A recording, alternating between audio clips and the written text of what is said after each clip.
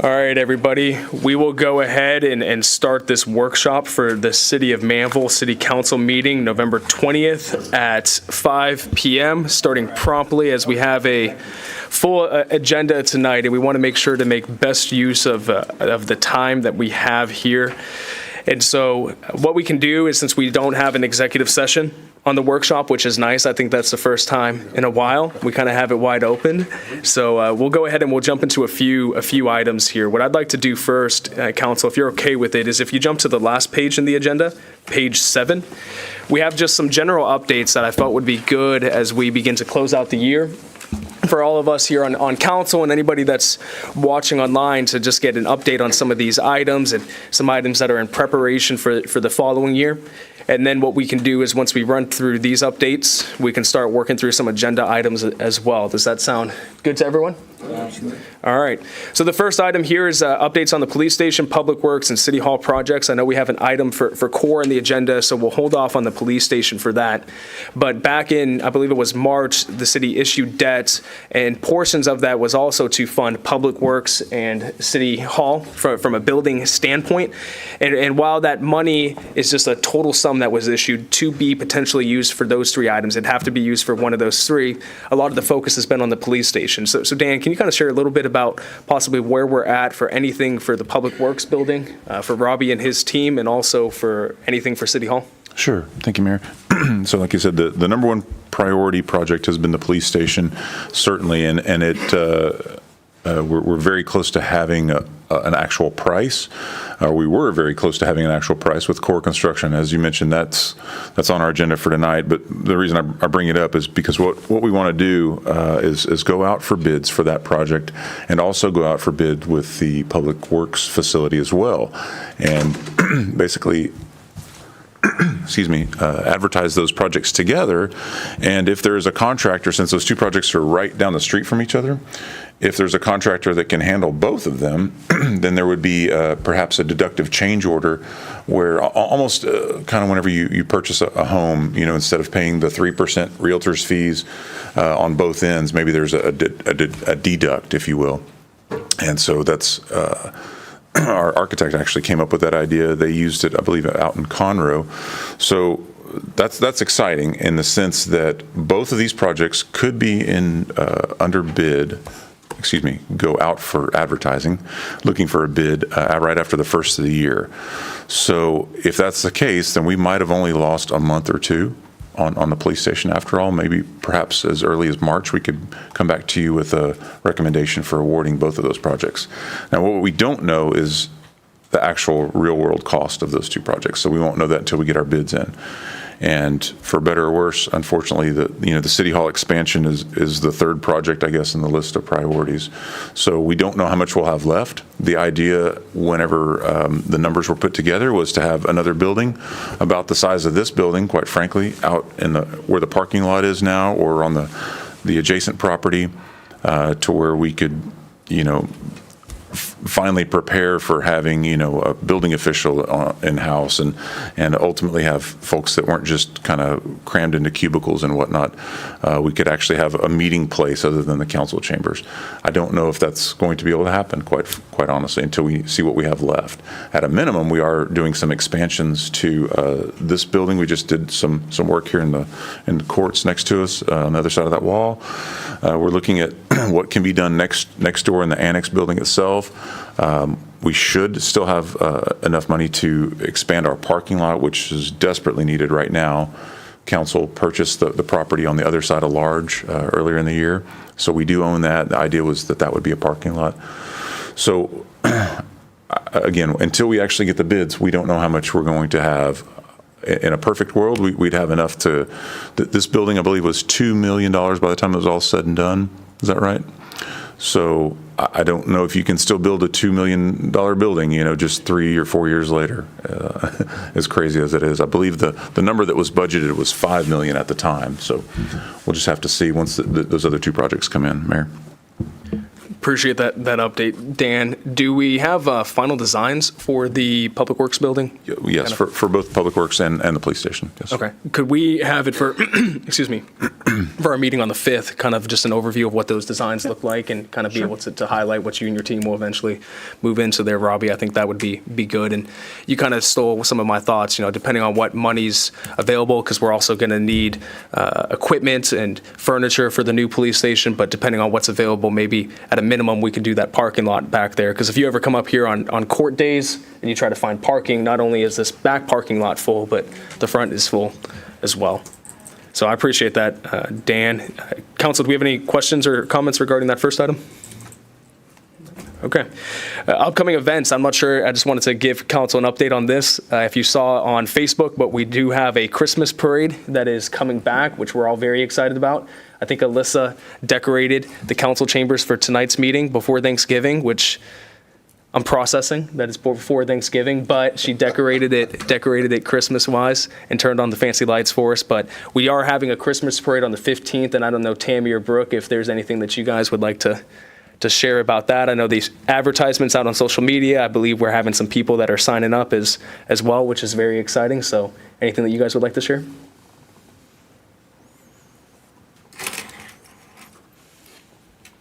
The staff will be having their first meeting on the parade next week. Once we kind of have tied down some of the specifics, then we will be reaching out to see if there's anyone in the community that wants to volunteer for any of the things we have planned. Right now, we've got the time set from 5 p.m. to 8 p.m. with the parade starting at 6. We've got some activities planned from 5 to 6 before the parade, as well as some things planned for after the parade. But those things will get all sent out once we have our staff meeting and kind of narrow down some of the thoughts and make sure everybody's on board with what our ideas are and make sure we didn't miss anything for some different things to add to it. We're looking at photos with Santa, a kind of looks like a snow globe, but it's got balloons in it for the kids to be able to get in. They'll get a balloon, pop the balloon, and then whatever thing it has in there tag-wise will be a little gift that they'll be able to get. And then we have, of course, the tree lighting after the parade, and more pictures with Santa. Hot cocoa station will be set up, and then possibly a food truck for giving out hot dogs, something that they could carry easily, since there won't be seating or nothing like that there. She covered it all, Brooke? So if you guys know of anybody that would like to either volunteer for the event, we're going to need volunteers. But also, if you know of anybody that would like to sign up and be a participant in the parade. Last parade was in 2019, and then it was stopped because of COVID, and it just hasn't come back since then. So we wanted to bring it back, and I believe we're working on a parade route that's going to make sure not to be biased towards any specific community, but make sure that it's something that's open for the entire city. So excited about that. Moving on here, Dan and Chad, would love to, if you guys could kind of provide us where we're at from a staffing update standpoint, how many budgeted positions we have, how many are filled, how many are open, some of the recent hires, and then kind of what some of the positions are that we're still looking to fill here. And I might be putting you on the spot a little bit, Chad. My apologies. It's quite fine, Mr. Mayor, Council.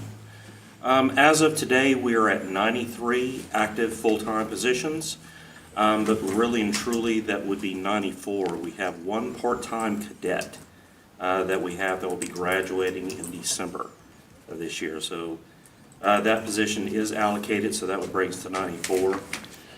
Fully budgeted, I want to say 105, 106. Again, I did not bring those notes with me. Active positions, we're still looking for a utility tech. We're looking for a computer tech. We have 3 police officers that we're looking for. And then we have a few other open positions such as code enforcement officer. All of these, we currently have advertising. We're getting resumes in. We're going through the application process. That's great. Is the cadet participating in the cadet program that the city funded in the last budget? Correct. Great. This individual was the first person that we put through, sort of as our test case. Again, planning on the graduation in December, so if that goes well, they'll go from a part-time position to a full-time position. Phenomenal. That's exciting. Thank you, Chad. Council, any questions about that? Mayor, if I could just also mention, so of the 93 people that are on staff right now, 43 of those are within 1 year or less of being employed here, which is just amazing. So if you wonder what Chad's been doing for the last year and a half, coming up on 2 years, 43 out of 93. So that's pretty amazing. And do we know of the additional, 50? What's the average for them? Is it, most of those are then under 3 years as well, or? Well, so that's a timely question. So tomorrow morning, we're actually going to be handing out our longevity certificates. And I've got the spreadsheet in front of me, of course, right? This is in a spreadsheet. So the 43 that I just mentioned. So then with 2 years of service, there's 18 employees. With 3 years of service, there are 8. 4 years of service, there are 4. 5, there are 5. 6 years, there's 1. 7 years, there are 3. 8 years, there are 2. We have none at 9. We've got 2 at 10 years, 1 at 11, none at 12 or 13. We've got 2 at 14, 1 at 15, 1 at 17, which would be Miss Brenda, 1 at 19, which would be, where'd she go? Miss Tammy Bell. And then 20 years is Miss Elaine. So, yeah. That's how we round out the 93. So we'll be handing out those in the morning, also handing out our HEB gift cards that council so generously approved for the staff. We'll be handing those out tomorrow morning with donuts and kolaches. Yeah, kolache. Yeah, kolache. What's crazy about that, Dan, is a little over 70 of the 93 employees, 93 and a half, we'll say, are under 3 years. So that's a lot. That's a lot. Appreciate that update. Any questions, comments? So is the turnover that high still? Well, no, we have that many they're just new new employees? positions, quite frankly. Most of those are just new positions. New- Most of us are the first person in our position. Brooke is the first public information officer. Jessica's the first development services Okay, director. I said, oh my God, I hope we've worked to resolve that. No, we actually, this year, amazingly, since June, we've had, 2 or 3. It's been, I don't know if I should say that out loud, but yeah, it's been pretty amazing. I think staff really stuck together, like we talked about the other night. It's been amazing to watch everybody kind of rally together. Great. Thank you, Dan. Moving on to the next one, which is Development Services Survey and monthly reports. And to kind of touch on the first one here, Development Services Survey. This is something that's very, very exciting. Myself and Councilwoman Sarmiento sat down with Brooke and Jessica and Dan and kind of talked about, public or development services, especially the permitting side, is very much front-facing, but also, Joe's and Percy and some of the engineers as well interact through pre-development meetings. And so really gauging, what's the feedback from those that we interact with from a development services standpoint. And Jessica and Brooke put together a great survey that I know Crystal and I took a look at and provided some feedback as well. And just wanted to kind of see where things were at, Jessica and Brooke, with that, if we're starting to send it out now and what kind of feedback we're getting from it. And then that ties into a little bit of the monthly reports, which Dan will then pivot to you. And I know we talked a little bit about that last week as well, Rosie, is just some, what does council want to see from, let's say a monthly reporting standpoint, some metrics, either from a financial standpoint, just an overall operations standpoint, to make sure that we have the timely information to best support staff and subsequently supporting the community as well. So Jessica, we'll turn it over to you first here. How's it going with that survey? It's going good. So far, we've had 18 complete responses. There was 19 total, but someone just started and then just didn't finish with that. So far, overall satisfaction is at 73%, with a 21% satisfied and a 5% dissatisfied, it was one person. We've had, I think, 3 people that said that they wanted a follow-up to a conversation as to what they had on here. We also had BBG got an overall satisfaction of 55%. It's very satisfied. 22% satisfied, and then 22% percent neutral, which I'm kind of confused on that one, but they felt out of our services that were most satisfactory, which you can sort of pick.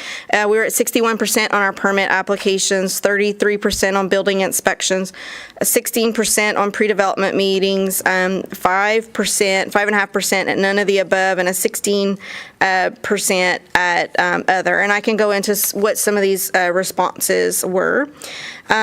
We talk about areas where we can improve our service. The highest was at 77% with none of the above, and then we had 11% other, 11% permit application, and 11% building inspections, and 5.5% on zoning or land development. Some of these, we maybe just, when you see we had 11%, it was 2 respondents that might have said something. So we don't have a large pool that the percentages are, I guess, if you got one, you could kind of, I guess, skew it. The challenges or difficulties while using our services, 61% people said no, 38% said yes. Rate for overall communication, we were at 83% on very communicative and 16% on somewhat communicative, so nothing with no communication. And then accessibility and helpful assistance, we were at 94% that we were accessible and helpful, and 5% said no. So going back to what some of those, if you like, I can go through what some of those were as far as how we got comments. Some of them, I don't know if these are people we can follow up with or not, but some of them were maybe a little bit confusing to me, so I'd like to dig into it a little bit more. We had 3 respondents about what aspects of our services that we found were most satisfactory. Someone said monthly meetings. Someone said service, and then someone said Vicki at BBG is awesome, very helpful. When we talk about how we can improve our service, we had 2 respondents that was under the other, and response was knowing definitively about resources and rules regarding gravel driveways, and just kind of questions about that, and then submitting overall packages in together versus individually. I think that had to do with some of our sign permits, I think, is what that was about. So you feel, Jessica, that, well, let me ask it like this. Do you feel like this survey, because one of the things that we wanted to see was, do you feel like it gives you some insight into what you guys are doing good and what to build upon, and then maybe some areas to improve as well? Do you feel like this is helping you guys out here? I know we still have a small population of responses, but kind of what's your feeling now that the survey's been going out for a little bit? So far, the responses that are coming back, I do feel like we're getting the feedback whether, hey, are we doing a good job or we're not doing a good job, number 1. And then number 2, things that we had discussed when we met were, what are maybe some of the things we could improve? What are we doing well? Is there a problem with a process? Is it a problem with a regulation? So I feel like so far, it's doing what we envisioned that it would do. So I was really excited to get this feedback, because I honestly didn't know what we were going to get. And we had a few people in here that got personal shout outs. Laura in permits got 2 personal shout outs that she's just fantastic. Don't leave her. Don't ever lose her. Never change. We got a lot of Percy got a shout out for plans are improving, and he's doing a good job. And then one of the things that actually kind of almost brought me to tears too was people were like, don't change anything with your permitting process, that they absolutely love MyGov. They worked through multiple municipalities, and they expressed that this was by far the easiest system that they've worked with throughout different jurisdictions. So that was, we're proud of it, but hearing it from somebody else, that made my heart happy. And even with the shout outs too that we got for some staff members. Oh, and Elaine too got a shout out in here too, sorry. So. And do you share those shout outs with the employees whenever you get those? That's great. I did. Last week we got together in development services and ate a Thanksgiving lunch, and I had gotten some preliminary stuff, and I told them individually, because I'm like, y'all need to hear this. This is congratulations on you guys. So we went back our 30 days as we discussed and sent everything out, everything from pre-development meetings to certificates of occupancy and permits from 30 days.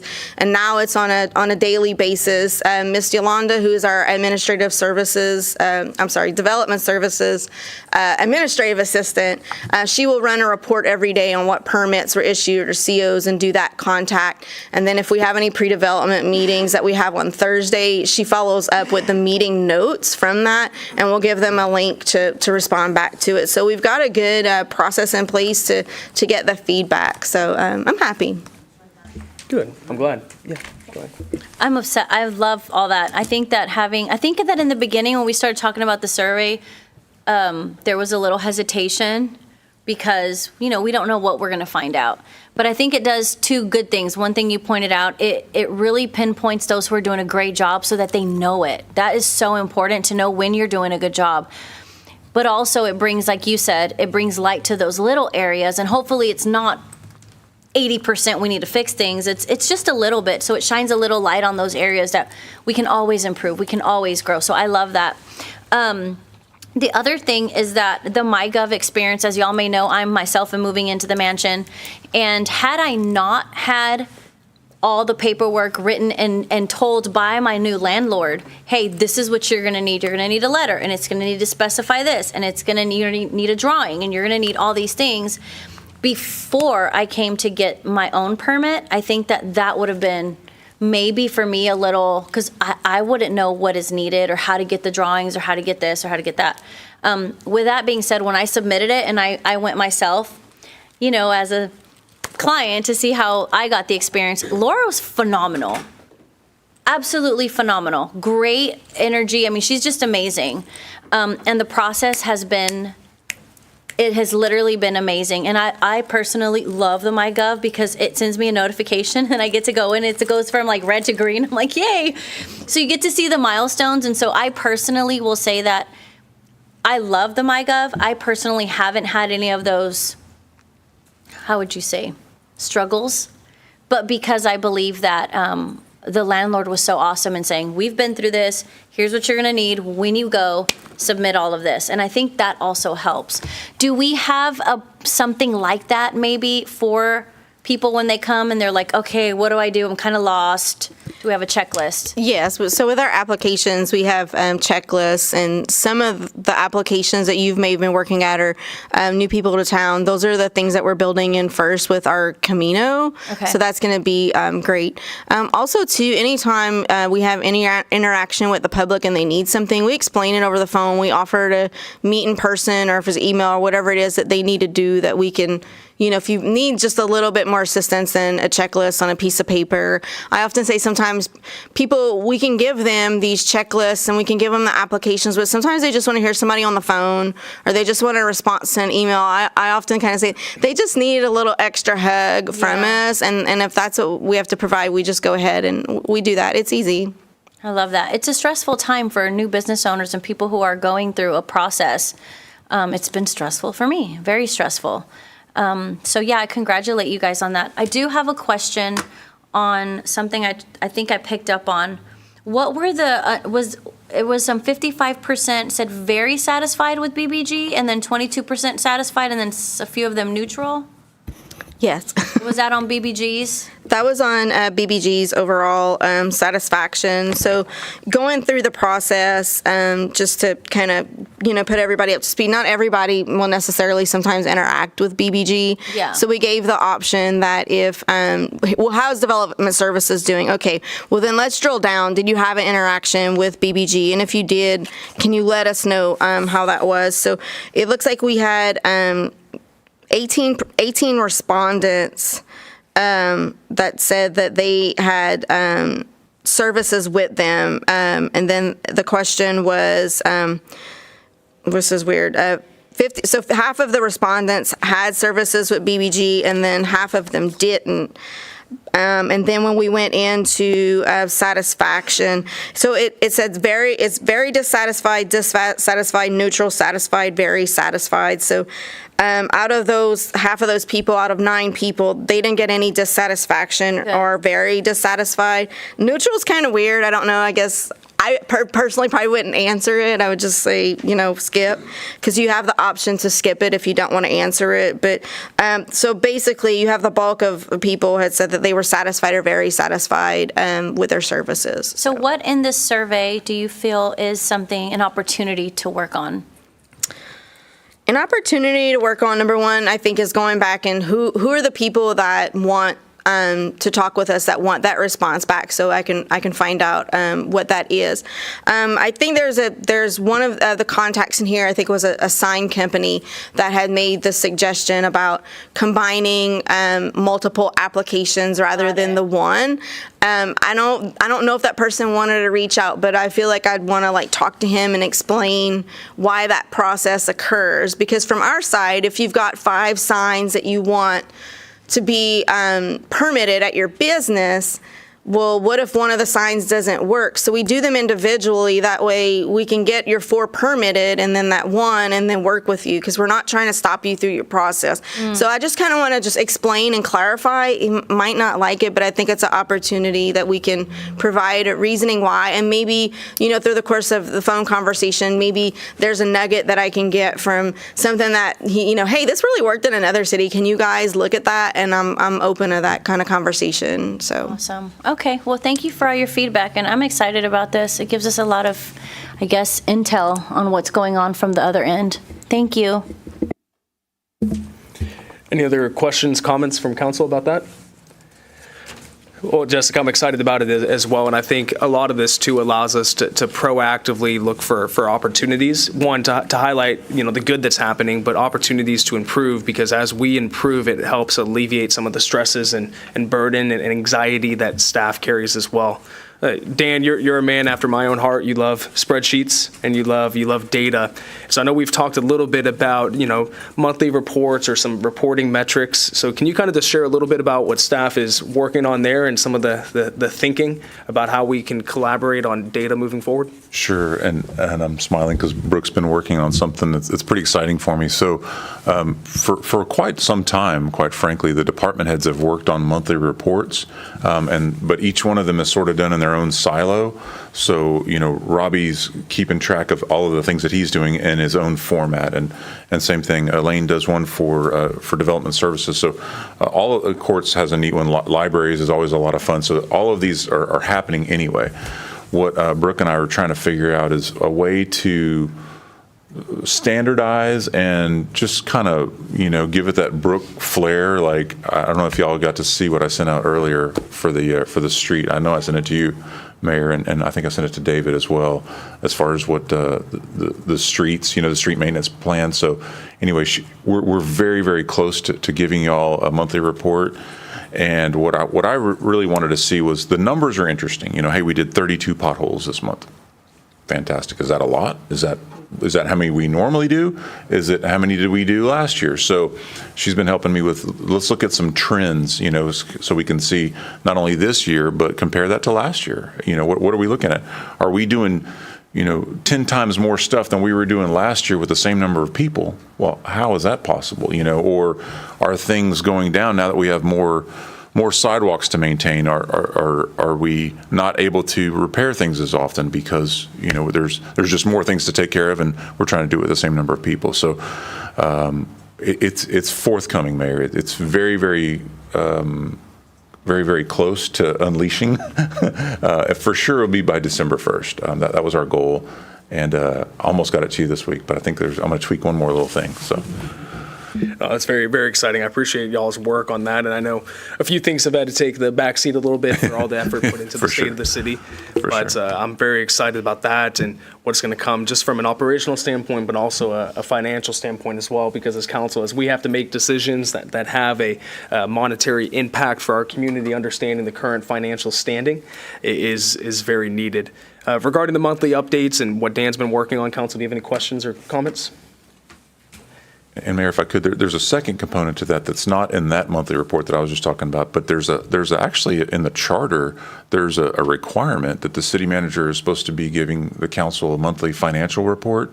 And in fact, I've got it in my queue, so unless, actually it might have gone out this evening to y'all. This just really, Rosie and I worked together to let you see where, at a glance, where are we at each month. We use it internally, but it's really helpful. So say you're 6 months through the calendar, the fiscal year, 6 months through, and you're sitting at only 25% left of your budget. What happened? Well, sometimes there are big expenses up front at the very beginning of the year, and I know PD is pretty good about that. If they get some things approved, then let's go get them before the price changes. Quite frankly, right? Which is it's a good thing. I mean, if we need it, if we got budgeted, it got approved, let's get it. But anyway, so I can't find where those reports were necessarily done very often in the past.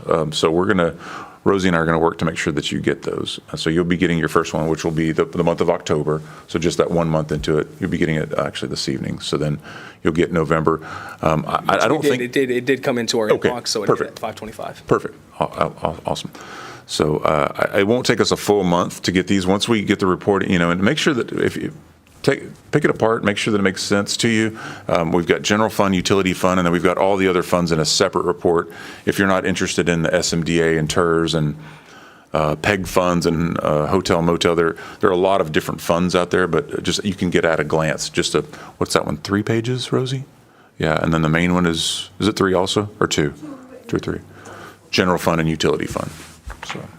Awesome. Thank you, Dan. Yes, sir.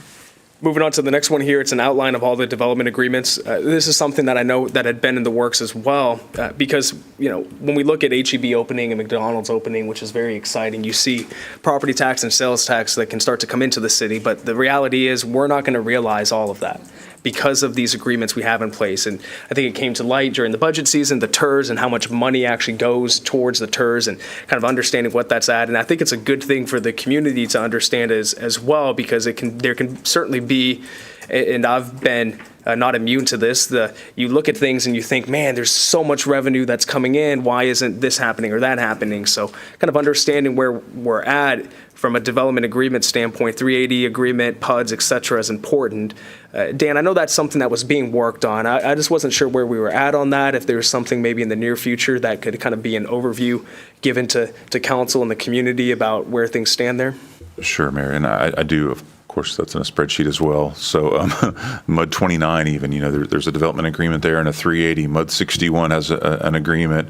Meridiana's got a TERS. Blue Water Lakes has an agreement. MUD 42 has the 380. So virtually every development has some type of a financial mechanism to it. So I've got that in a big spreadsheet. I probably need to sit down with someone that's somebody else to make this look pretty, to make sure that it makes sense, because it's just kind of raw data right now. I don't know if I've shared this with any of y'all yet. It might not have been ready for prime time, so to speak, but yes, this will be a good opportunity to get back on this over the next couple of weeks. No, that's great. A lot of exciting formulas that you've built into it as well. It's really not that. I just trying to go through. I mean, each one of these development agreements are pretty meaty, and so to go through them, and then a lot of them, as Tammy could tell you, they've got the 8th Amendment or whatever, and so you got to keep track of them. Did it get rid of something, or does it remove and replace? So sometimes it just changed a paragraph. Well, you still have to keep the original one and kind of track along. So there's a lot to these agreements for sure. Well, and I think a thing is that I know you and Chad have been talking about is succession planning. Right. Which is, how do we take this institutional knowledge and make sure that it's someplace for whenever you guys retire, or take another job, or something tragic happens. We want to make sure that we leave that next generation at a place to be successful. And this is specifically for the development agreements that was retained, quite frankly, in one person's head. And so having an area where it can be looked at and referenced moving forward is going to be important. Any comments or questions from council about that? No? Okay. Could we champion something real quick on that? Because you mentioned succession planning. Because I mentioned that we have an employee that's been here for 20 years. Jessica, would you mind kind of tooting her horn? So Elaine never sits idle. She will always find a project to work on. Over the last year, she had these 3 large file cabinets in her office. It was all paper. Believe it or not, when she started here, permits were written by hand individually. She took it this last year, went through everything. It was scanned and it's backdated in MyGov. So I was doing a little research project the other day trying to figure out when something was permitted, and we went back kind of far where we weren't doing things electronically. We had a record of it, but you couldn't necessarily see a paper with everything or a plan sometimes. You had to find the piece of paper, and it was all there. That was amazing. Her next project that she's working on is exactly what you called succession planning, or I call it the if I'm dead and gone example. But she's going to take all the processes and her duties, and she's writing it down for the next generation, because Miss Elaine wants to retire one day and spend all her time with her grandbabies. So, yep, that's what's been going on in our department, to leave those trails behind, that when the next generation's coming up or the institutional knowledge isn't here, you can go and find the answers with research yourself. So she did a good job. That's very exciting, and please express our appreciation to Elaine for her efforts there. I know that wasn't an easy task, a lot of taking, scanning, dragging and dropping, so it was a lot of work. I'm sure it kept her busy. The next 3 items I'd like to kind of tag in a little bit together here, tie in together. Strategy session for 2024, budget timeline for 2024, and a team building day. So we talked about this a little bit over the past few months, and kind of like to lay out a little bit of what my vision is. And I know we're going to get council involved, staff involved, to kind of put something together. But starting in January, I'd love to find some time. Maybe it's one afternoon for 2 hours or so, or we try to figure something out to really do a team building day between the department heads and council specifically, or anyone else on staff that might be able to join us. I think in the past, there's been opportunities that have been missed to really bring council and staff together, kind of not just in meetings and not just talking about plans, but actually get to connect to each other as people to people. And I think starting 2024 off with that in January is something that would really give us a solid launching pad for the rest of the year, which would then go into, in February, doing a strategy session where we would come in, and some of you might remember when we did that, we came in for a few hours on a Saturday morning and all sat down and really brainstormed. We brought in somebody from the outside and talked about what our goals were for the year. And the city of Pearland does something very interesting. What they do is they say, here's 4 pillars of what our goals are for the year. And then every agenda item, they find a way to identify and tie it into one of those goals that were set. Because how are the actions that we're taking connecting to the goals that we set at the beginning of the year? And if they're not, why are we focusing on that right now? Why is that a priority? Do we need to reevaluate the goals that we set? Or is this something that maybe we have to put in the parking lot, maybe the parking lot out back for the future?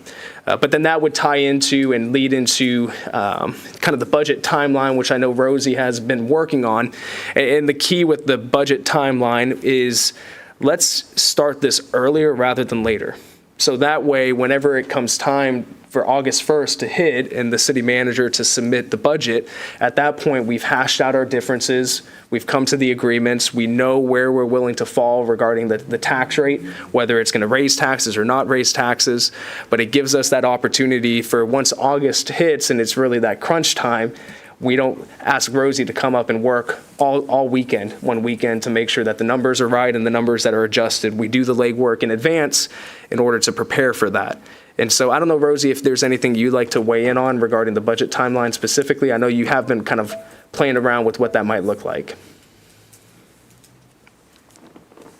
Well, what I'm looking at right now is right around February. That's the midpoint. So start looking at the numbers and see if we need to adjust anything just to begin with for the future. If we see that something's coming under and we need to adjust that, or if we need to move in more money to that account, do that now instead of waiting towards the end of the year, because then we can get true numbers. What I'm trying to get our department heads now to do is to code it to the right account, not to try to put it in another account just because they don't have the money. That way we have a true picture of where everything should be going. And we can adjust those accounts accordingly. That would be around the February, March thing, and then any major projects that we need to look at, any wants that the departments would need, and see what we could fit into those numbers that we currently would have. And that way we give chief plenty of time to prepare a presentation to give council again. You know, that way Exactly. we don't drop it on him last minute, get that PowerPoint going, so. Well, that's exciting, and I think maybe we shoot for January just to kind of see what that timeline looks for the year. But council, is that something that you guys would be on board with, kind of looking at that team building day, strategy session, really setting, you know, starting the year strong, and I think that's going to just set us up for the rest of the year. Okay, great. One of the items as well that we had talked about during the budget season going on here is to the homestead exemption. Tammy, correct me if I'm wrong, but it's like June 1st when we would have to make a decision about that. Is that correct? Something, I think it's right around June or July. I'm going to say yes, but I will confirm that. Okay. And then email that out to you as well. By tomorrow, off the cuff, yes, but I don't want to give you the wrong information. Yeah, absolutely. And Dan and Rosie, if we were to do something for that, because right now Manvel doesn't have a homestead exemption. You have exemptions if you're over 65, but I know the city of Alvin just increased theirs from 5% to 20%. The city of Pearland's at 2.5%. They're talking about increasing theirs, but the challenge they face is that there's such a built-out city already. Increasing it at that point really kind of, it makes it difficult from a budget standpoint. So for the city of Manvel, now is a perfect time while we're seeing such tremendous growth. If we're going to implement one, now is the time to do it. But Dan and Rosie, at what point would you guys really like to see a clear indication from council as to whether or not we wanted to do it and how much we would want to do it for? Is there something from a budget timeline standpoint that would really be good? Say, hey, council, we need something by January or February or March to help you guys prepare accordingly? Probably by April. I'm pulling up the email from Kristen at the county, and you're right, Mayor. She said if the city decides to move forward with adopting or changing the exemption, our governing body would have to adopt before July 1st. Okay, July 1st, okay. Yeah. So, yeah, we would need, it would be nice to know something for sure, probably the March or April timeframe. Yeah, so maybe we look to start the conversation in March. That way a firm decision could be given by April, and then a resolution could be drafted to prepare for that. But that way there's not any mad rush right now to do anything, but at least we kind of understand what's on the horizon there.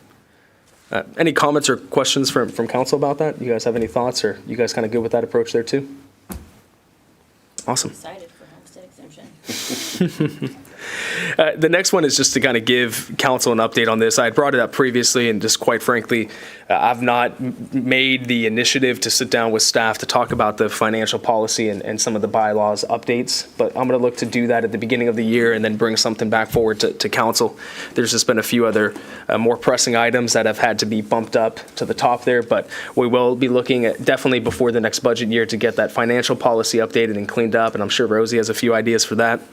But then also clean up the bylaws as well. As you may notice, our city attorney Bob, he's not here tonight. He is under the weather, so just keep him and his family in your prayers there. But the last two here, and we can wrap up the workshop with this. It's a 20-year vision plan, kind of that RFP item that was issued and put out there, as well as for Acre Lake and the RFP for that. And so, Dan, what I was thinking is we would kind of jump those two in together. If you can kind of give us just an overall update as to where those are at and kind of what the next steps are for some of those two items, that would be appreciated. The 20-year vision plan in Acre Lake? Mm-hmm. Yes, sir. Yeah, because I think the 20-year vision plan, that was the RFP for the plan, comp plan, and then the thoroughfare plan. And I know that we had awarded that and you were negotiating that. Correct. And then the Acre Lake, we were going to go out at some point for an RFP, and I don't believe we've approved going out yet, but I know you guys have been working on stuff. You're exactly right with those. So yes, we're working on the actual agreement for the three-headed monster, the strategic plan, thoroughfare plan, and comp plan. So we're working on the scope of services right now. So we have not, but you're right. Council has authorized me to negotiate that, and as soon as we know for sure the final number on the scope, then we'll be able to move forward. The Acre Lake, that one is definitely one that we need to work on the RFP. again, it's just been kind of a workload thing right now with, I should tell you, this is coming up later in the city manager report, but I can just tell you now instead, the elevated storage tank will have bid openings tomorrow for that at 2 o'clock in the afternoon. So that's an exciting project that hopefully will be moving forward depending on what the numbers look like. So between that one, police station, public works, and then I'm not sure if we've talked about this, but there's a sanitary sewer and a water line project that goes up 1128 to get to the police station and public works. So that's another project that is ongoing as well. So there are quite a few different things. So it's not an excuse, just that they've kind of priority order. And so the Acre Lake one is going to be the next one that we start really working on that RFP, because that's a very specialized one that we're going to, hopefully, we've had a lot of interest, which is good, from contractors that want to actually work on the project. But what we need to do is just make sure that, the finished product, that's I think, for me personally, the finished product is what we want. We don't just want a big sand pit, because that's easy. We could turn somebody loose pretty quickly and do that, but we don't want to have to duplicate efforts, quite frankly. So I appreciate that. Councilman Acre, do you have any questions or comments specifically about the lake? Well, we've talked about it for a couple of years, and we have a conceptual drawing that's sitting in your office. yeah, actually, we have approved construction plans. Yeah. Yeah, so we're good to go on the plan side. So I'm interested to see who we get for contractors that are interested, because it's going to be what we need as a city. In other words, you're just not going to be able to go in and dig a hole. We have a second phase of that. Not only will it be a flood control, but we'd like to make it into a pretty nice recreation area when it's all done. So I'm interested to see what we get back in the way of contractors. It'll be good. It'll be good. Council, any questions or comments about that? Mayor Pro Tem? Yeah, on the 20-year vision plan, will we be able to have a workshop within the council and to focus in on what we would like the city to look like in 20 years? Because I've been on council for a little while, and there's change going on.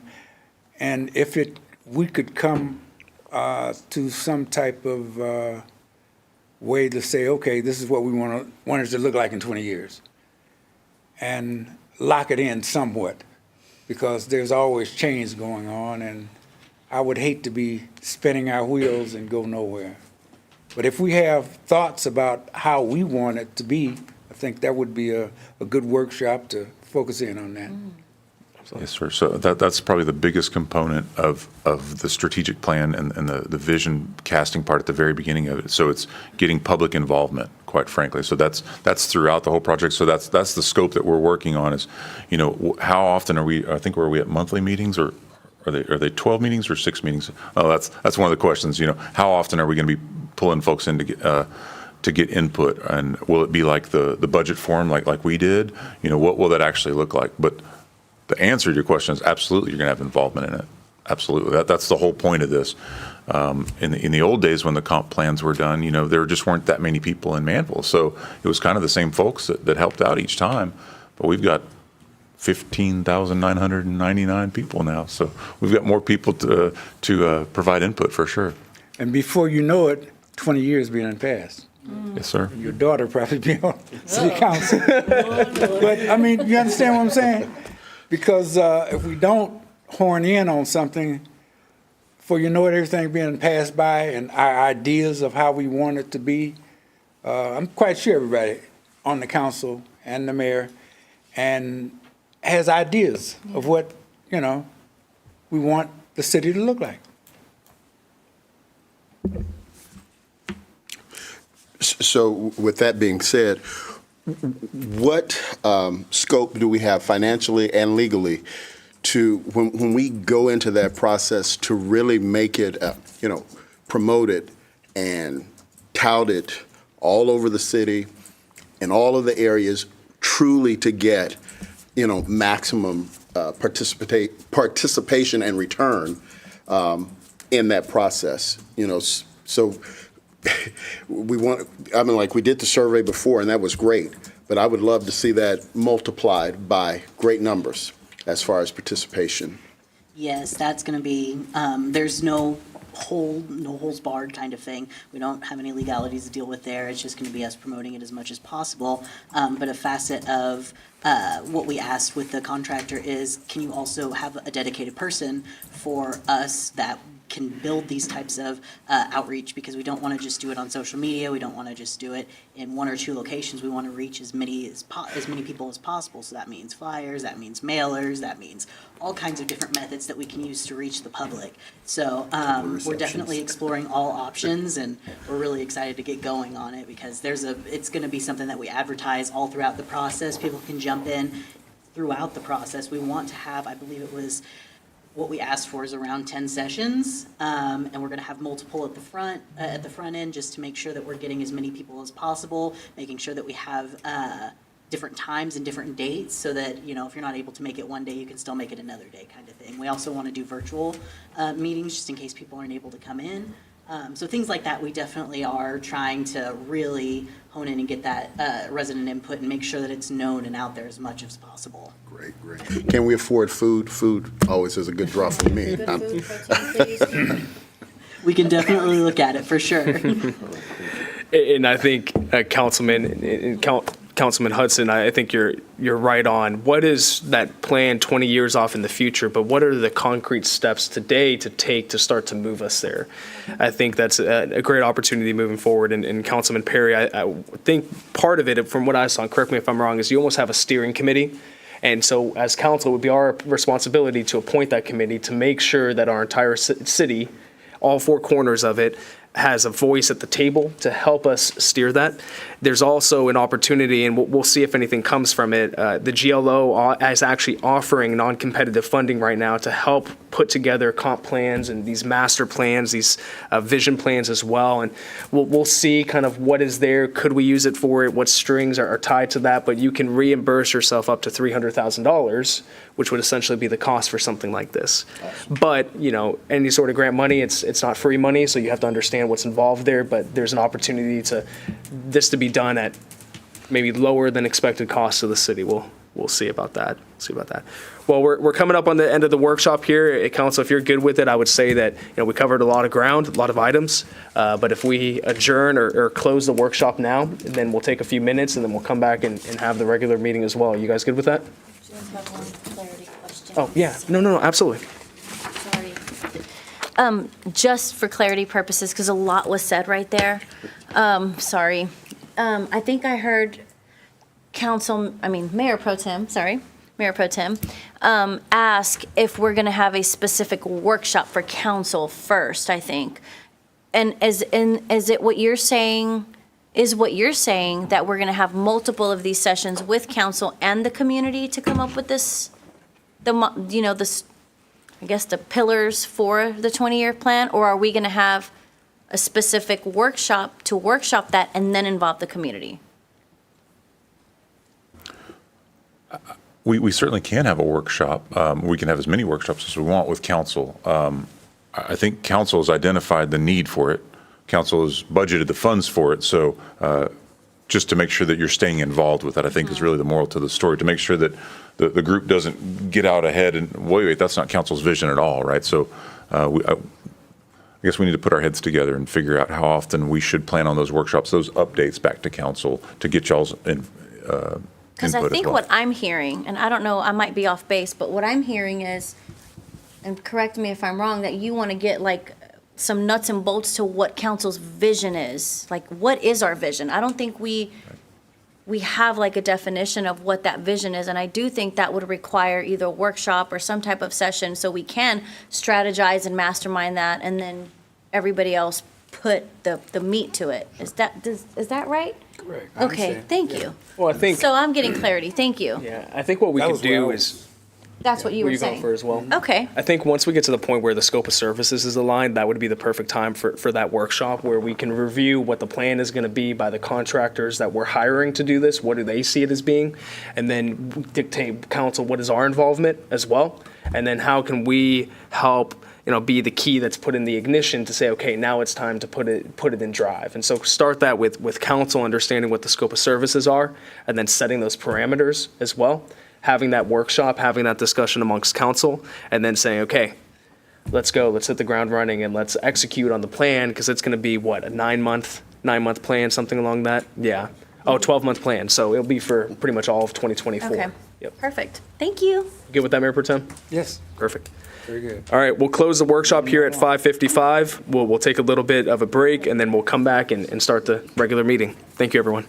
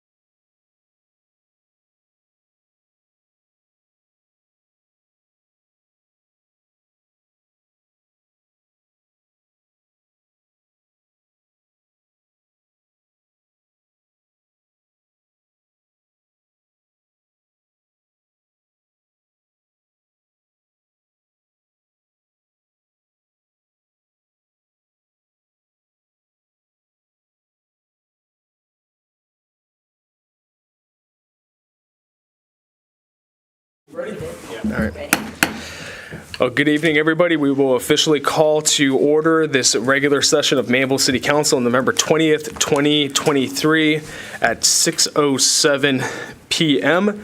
We first have the invocation, and we had a pastor lined up to lead us in the invocation tonight. He wasn't able to make it, so we have him here at the future. So what I did is I asked our newly appointed city manager to lead us in the invocation tonight. So Dan, I'll turn it over to you. Thank you, Mayor. If I could, I'd like to read first from Psalm 100. It says, "Shout for joy to the Lord, all the earth. Worship the Lord with gladness. Come before him with joyful songs. Know that the Lord is God. It is he who made us, and we are his. We are his people, the sheep of his pasture. Enter his gates with thanksgiving and his courts with praise. Give thanks to him and praise his name, for the Lord is good, and his love endures forever. His faithfulness continues through all generations." Let's pray. Father God, we pray that you watch over our country, our state, and our community. We pray for protection over our citizens, our staff, our volunteers, our mayor, our council. We pray that you be with us this Thanksgiving and help us to draw closer to the things that really matter. Our friends, our family, and most importantly, you, Father God. We love you and we thank you for all of our blessings. We pray this in your Son's holy name. Amen. Amen. Thank you for that, Dan. Next, we have the Inspirational Reading, which is done by myself. And this is a quote from Vince Lombardi, won the first 2 Super Bowls with the Green Bay Packers, that I like a lot. He once said, "Perfection is not attainable, but if we chase perfection, we can catch excellence." So I thought that was really good. If you'll please stand and join me in saying the pledges.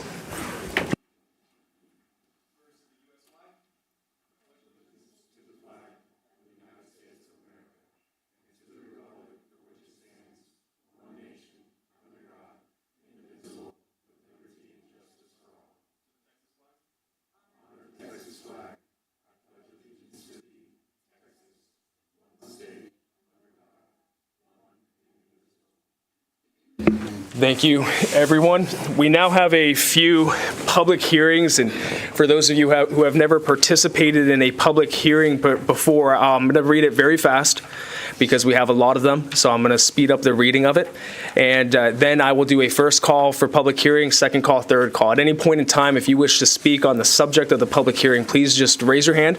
I'll call you forward, have you state your name and address, and then you'll have the floor to address whatever it is that you might want to address regarding that public hearing. You can speak for one or for all of the public hearings, but one of the things that will not happen tonight is what occurred during PD&Z, is if you are in the crowd, no shouting from the crowd about what your opinion is. We're going to have decorum, and we're going to be respectful of everybody's voice and what they have to say, and we want to make sure that each and every one of you have an opportunity to speak if you so choose. So the first public hearing is to hear input from the public regarding an ordinance of the City of Manvel, Texas, amending the zoning ordinance of the city by amending the zoning classification of 1.5 acres located at 20514 Highway 6, Manvel, Texas, from Light Commercial District, State Highway 6 Overlay District to Light Commercial District, State Highway 6 Overlay District with specific use permit, providing for the granting of a specific use permit with conditions to authorize the use of property for NAICS Code 532120, truck, utility, trailer, and RV rental and leasing, providing for the amendment of the city's official zoning map, providing for severability, and providing a penalty in an amount not to exceed $2,000 for each day of violation of any provision hereof. How was that, Brooke? Pretty good. Pretty good. Okay. She challenged me to read it fast. I got 3 more times. So first call for anybody wishing to speak in regards to this RV rental facility leasing space. Second call. Third call. Okay, so we will close that public hearing at 6:11 p.m. We will now open the next public hearing at 6:11 p.m. And this is to hear input from the public regarding an ordinance of the City of Manvel, Texas, amending the zoning ordinance of the city by amending the zoning classification of approximate 1.10 acre tract of land located at 7050 Masters Road, Manvel, Texas, northwest corner of Lewis Lane and Masters Road intersection from Highway Mixed Use District to Highway Mixed Use District with specific use permit, providing for the granting of a specific use permit with conditions to authorize the use of property for NAICS Use Code 6244 Child Care Services, providing for the amendment of the city's official zoning map, providing for severability, and providing a penalty in an amount not to exceed $2,000 for each day of violation of any provision hereof. And I know that we had, it looks like an individual that signed up to speak during the public comment section, Jose Cavazos. Would you like to come speak now during the public hearing? Okay, please come forward and state your name and address for us. And thank you for being here. Good afternoon, council members. My name is Jose Cavazos, speaking on behalf of the owner for 7050 Masters Road, 7225 Lewis Lane. I'm the project manager for the architect. I just wanted to come up here and speak on a couple points. This 3,600 square foot daycare has met all the items that was delineated by the PDZ to be resolved, with the exception, I think, of a sidewalk variance. I did want to speak on a couple of traffic items that we wanted to go ahead and clarify. I went ahead and provided a stacking diagram to show exactly how many cars would be able to stack on site to give a little bit more context to the parking and the driveway diagrams. Also wanted to speak on the sidewalk variance. There's a couple of obstructions that are a little bit significant to that development and that sidewalk variance, including utility poles, guy wires, traffic controls, pedestals, and the culvert that all come into play whenever we're designing for this proposed sidewalk.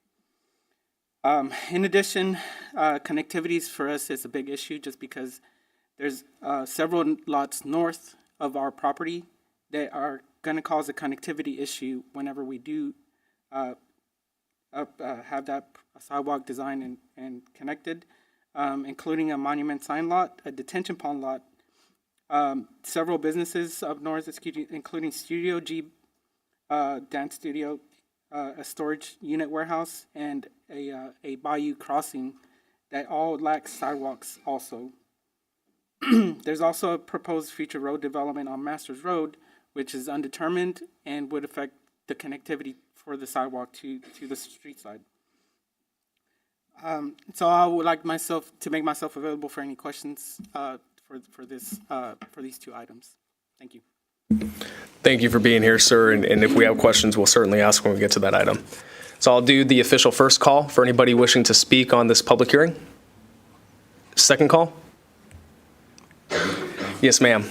If you can please come forward and state your name and address for us. Thank you.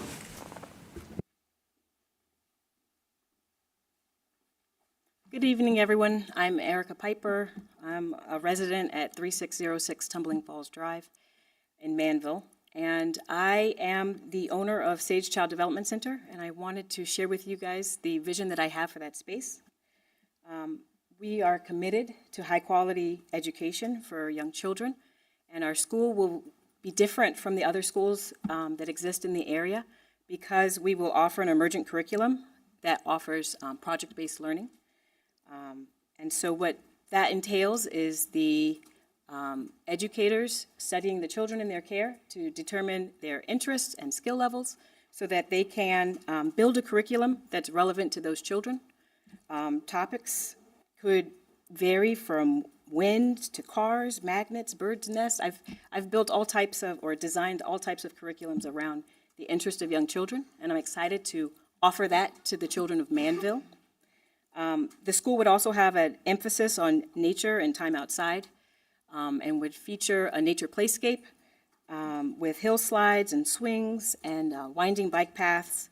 We'd have a lot of shaded areas for picnic tables where the children can do a lot of the things that would normally be limited to indoors outside. So art can come out, math is coming out, literacy is coming out. And we find that when we're in outdoor spaces, that opportunity for emergent curriculum is enriched by what's going on in nature around us, whether it's noticing fruit trees that are going through the different seasons or ladybug larvae that are on the plants nearby. We would also have low ratios and provide professional development and paid planning time to our staff so that they can create this emergent curriculum. I believe that there's adequate demand for early childhood education in this community, especially given the housing increases and developments that are going on around us. So I think it would be unfortunate if we found ourselves in a place where there isn't enough supply to meet the demand that is undoubtedly coming from families that are going to be looking for high-quality care for their children. As it relates to the variance request for the sidewalk, I just want to state that I do believe in connecting communities, and that's shown by the sidewalk that would be installed along Lewis Lane. At this time, we've left space in our site plan for a sidewalk along Masters Road. And I just believe that it would To allow for NAICS use 813110, religious organization, by expanding the list of permitted NAICS uses of the property to include community center, gymnasium, advanced community empowerment programs, memorial assistant ministry, alcoholism counseling, WIC family welfare services, food bank services, child daycare, coffee shop, GED classes, and event center reception hall, providing for conditions to authorize the additional uses of the property and parking lot expansion, providing for the amendment of the city's official zoning map, providing for severability, and providing a penalty in amount not to exceed $2,000 for each day of violation of any provision hereof. Now, we did have one person that signed up to speak on this item during the public comment section, Ms. Lori, and I'm not going to mispronounce her last name. I'm going to say it right, Ms. Lori Simmerhansel.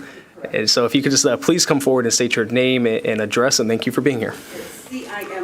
Simrhancel. Very simple. It's so simple. It is. So simple. What is the origin of the last name? Check. Okay. My name is Lori Simmerhansel, and I live at 7310 Wilson Drive in Manvel. Let me say thank you for this opportunity to voice my concerns for or against granting the amendment for the SUP to the Disciples of Christian Fellowship.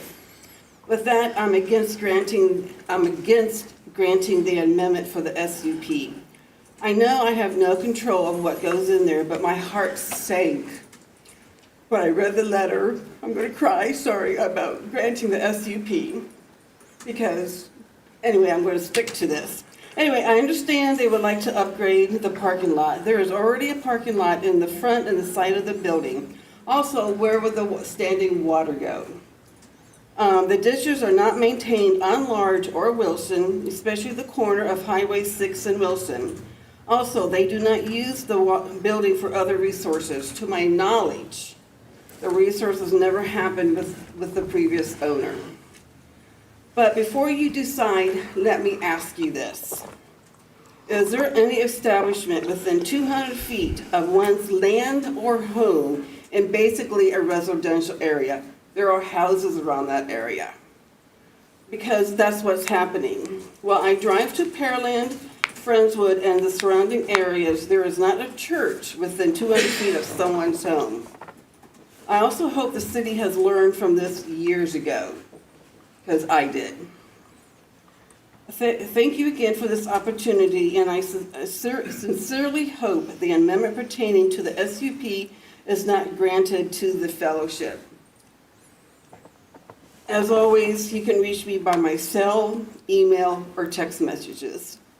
Do I have time? Is my time up? The floor is yours right now, Okay. but it has to be on the subject of the public hearing. It is. Yes, ma'am.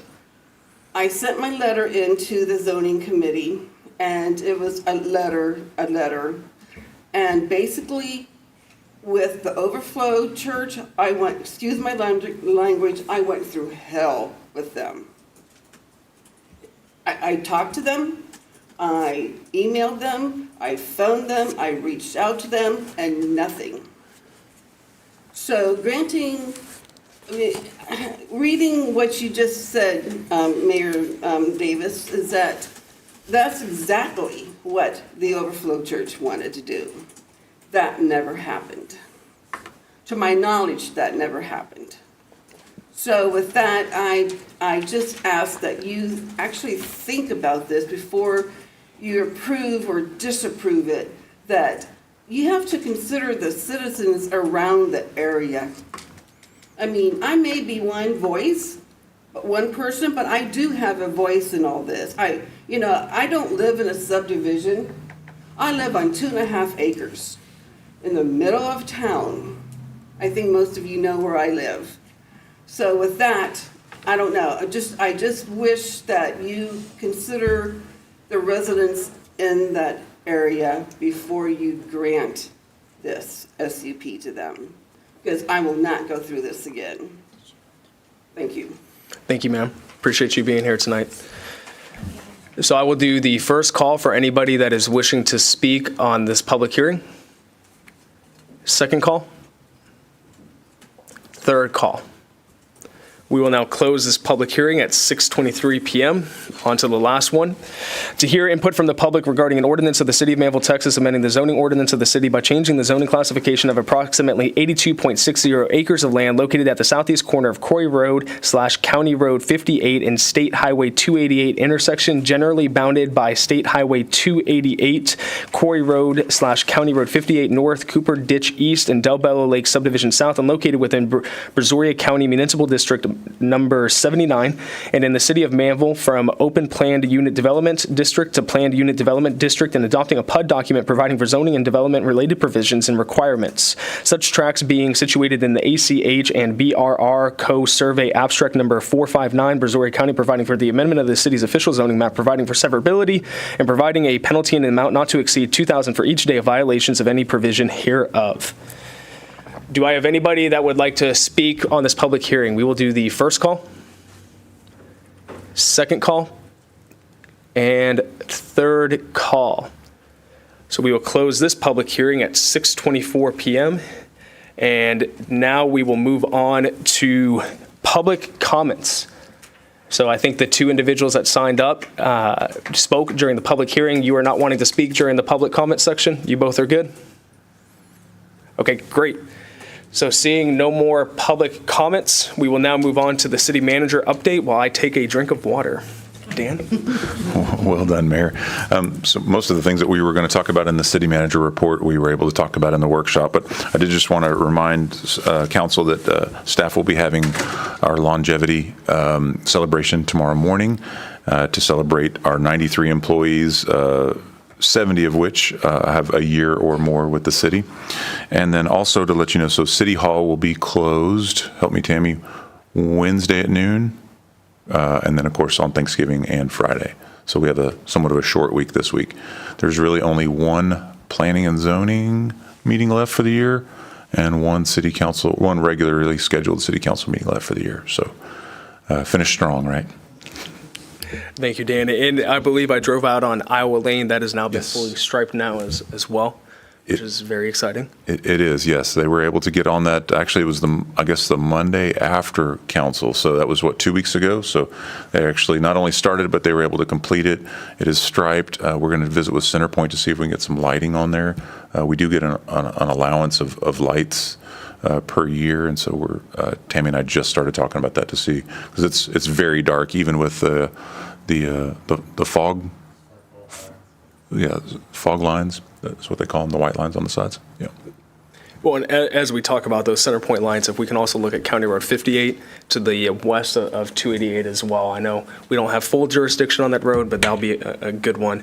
And then one item, Dan, I'm not sure if you or maybe Captain McLean with his nice looking beard over there can speak to us about this. But we do have, for those that aren't aware, we do have a police officer who is currently battling cancer right now. And there was a fundraiser that was done on Saturday, I believe. Do we know how much money was raised for the officer during that?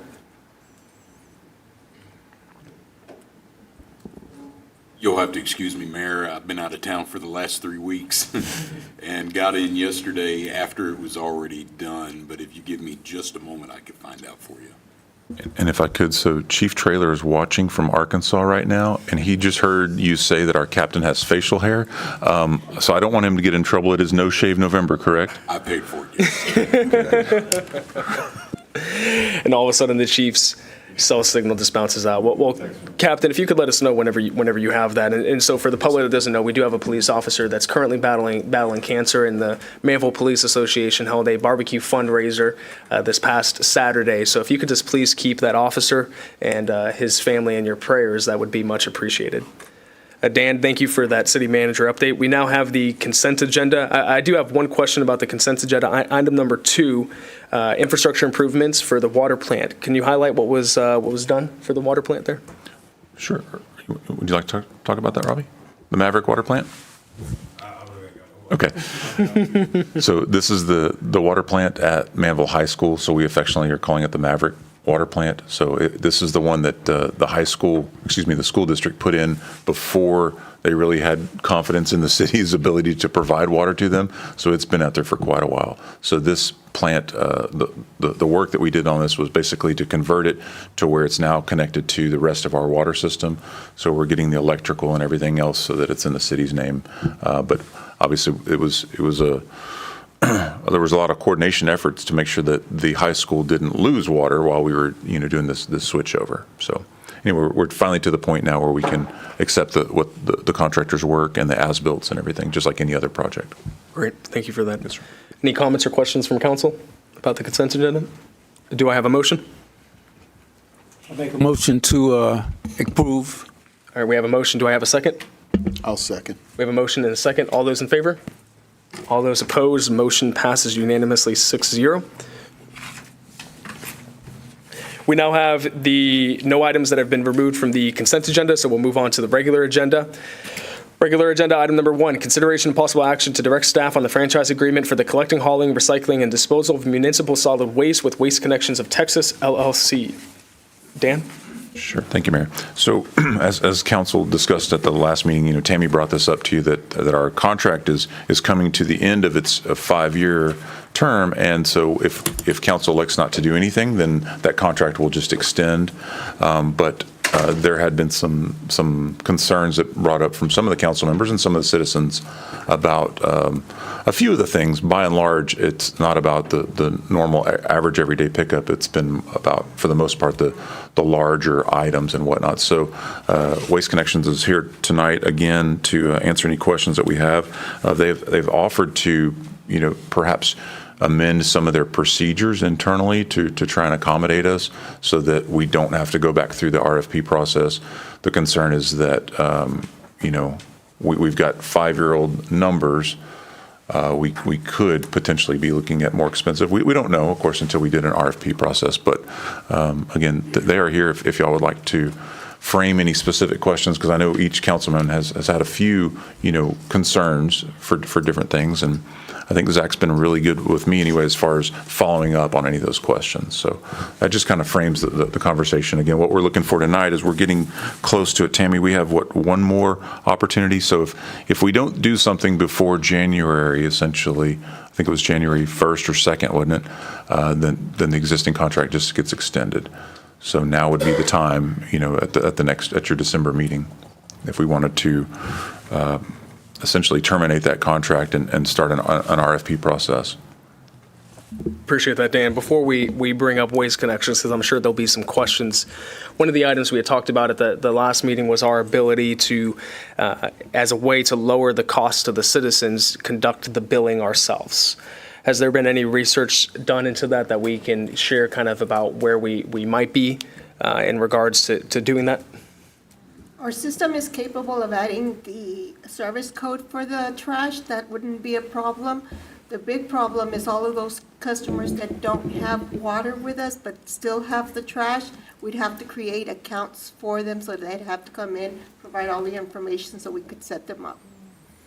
Okay, so, and the reason why this is an important conversation is because if we were to go out to bid, that's a big point that waste collection and waste hauling companies focus on. And so if we went out to bid, and let's say all people that bid say the city has to do this, are we equipped and prepared to do that? Because Waste Connections, quite frankly, and this is something I appreciate, while I have my frustrations with Waste Connections, what I appreciate is the fact that they do this billing for us. They take on that liability as well. But if we had to, could we? And it's... Yes, we could. Okay. Thank you for that. And I know Councilman Lands, you had emailed over kind of a question, something that you were looking for in regards to this conversation about picking up of certain materials. Is that correct? Yes. Could you kind of share what you were looking for? And then, Waste Connections, if you would be able to come forward now, I think this might be a time where you guys would be able to speak to possibly some of the amendments to the contract as well. And then we'll give you an opportunity to have the floor here too. First, I'd like to spin off of what you just talked about the billing. Have we checked with other waste companies to see if they do billing as such? Because I'm sure Waste Management does. But have we checked that ourselves yet? to see what kind of other companies have billing set up? No, sir, we haven't. Okay. So it's been a couple of weeks, guys, since y'all were here, and obviously, we were very concerned or adamant about, wanting to see a broader pickup on the heavy trash day, the 1 day a month. Finding a different dump that takes that kind of material. If y'all have a dump issue on your side, that's the reason you didn't do it. Was it needing to get a machine that had a claw? What was the hurdles in getting to that point where we say, yep, we can pick up plywood, we can pick up fencing, what do we do to get to that point? Quite simply is implementing a brush truck. So this small site down in Alvin didn't previously, or at least in the recent time frame, have one that stays at that yard. So we have to call it in from further away for special pickups, which typically comes at with another cost. So what we're able to do now is, I found out a way we can house one here or have quicker access to one without having to look at how that's going to impact. Well, we've looked at it, but it won't increase the cost to us significantly where we feel like it's not going to be doable under the terms of the current contract. So you feel that's something y'all can handle? Yeah, absolutely. And I sent over, some information. If we want to get something specific in the contract about how we can address fencing or wood debris specifically, including some of the other thing that was mentioned was concrete. It's tied to the posts to keep the posts in place. There's certain, as specific as we need to be, we can be if that makes everyone comfortable. But the simple explanation is we're able to just get a brush truck out there that has a grapple. Mm-hmm. Right now, the way it's been is that we've been servicing it with men and women who have to pick everything up. Sure. There's the weight requirements are as such, and we're able to kind of go around that. We can pick up larger piles now, and certainly much heavier stuff. Sure. Well, I know, Deer Park was where I'm from years ago. They had waste management, and the city of Deer Park as well, but they had that grab truck, that picked the heavy stuff up. Obviously, they don't do tires, they don't do paint. We had to take that to a city site for recycle or whatever. And I know Clear Lake, they have a truck that goes around and picks up the heavy stuff. So if y'all can do that, I'm a happy man. All right? So thank you. Then I believe you have a new gentleman that's here with you tonight, if you can introduce him. Jason with me tonight, he's our operations supervisor. Basically, customer service, our customer service people are the first line of service for, getting solutions taken care of for the residents. When they can't handle it, they pass it on to him. And I'd say 95% of the time, he takes care of it, and then after that, I'm the last 5%. Welcome. Thank you for being here tonight. So any comments or questions from council? Councilman Perry? Good evening again.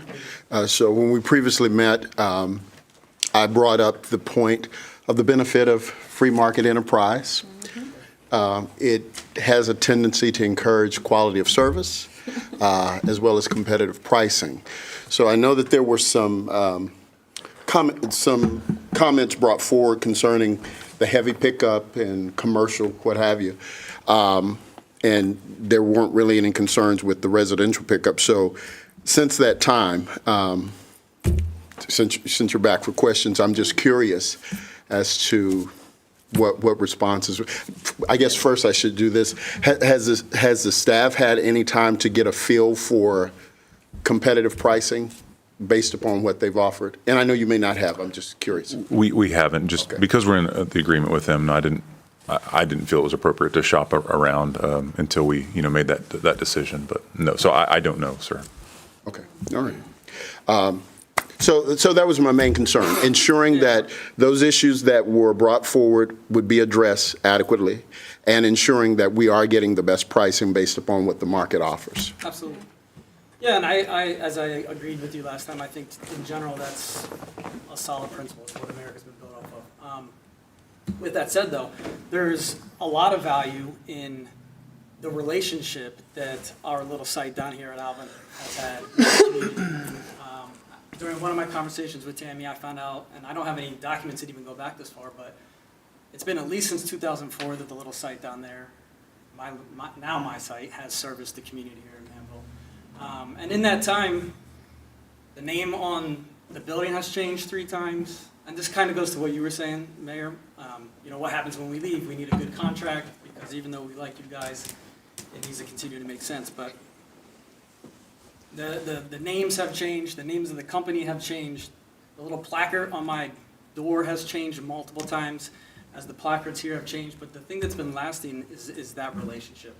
And there's value in the continuity and the institutional learning that has gone on, knowledge that's been passed down between how we do our service and how the service here over the years has changed.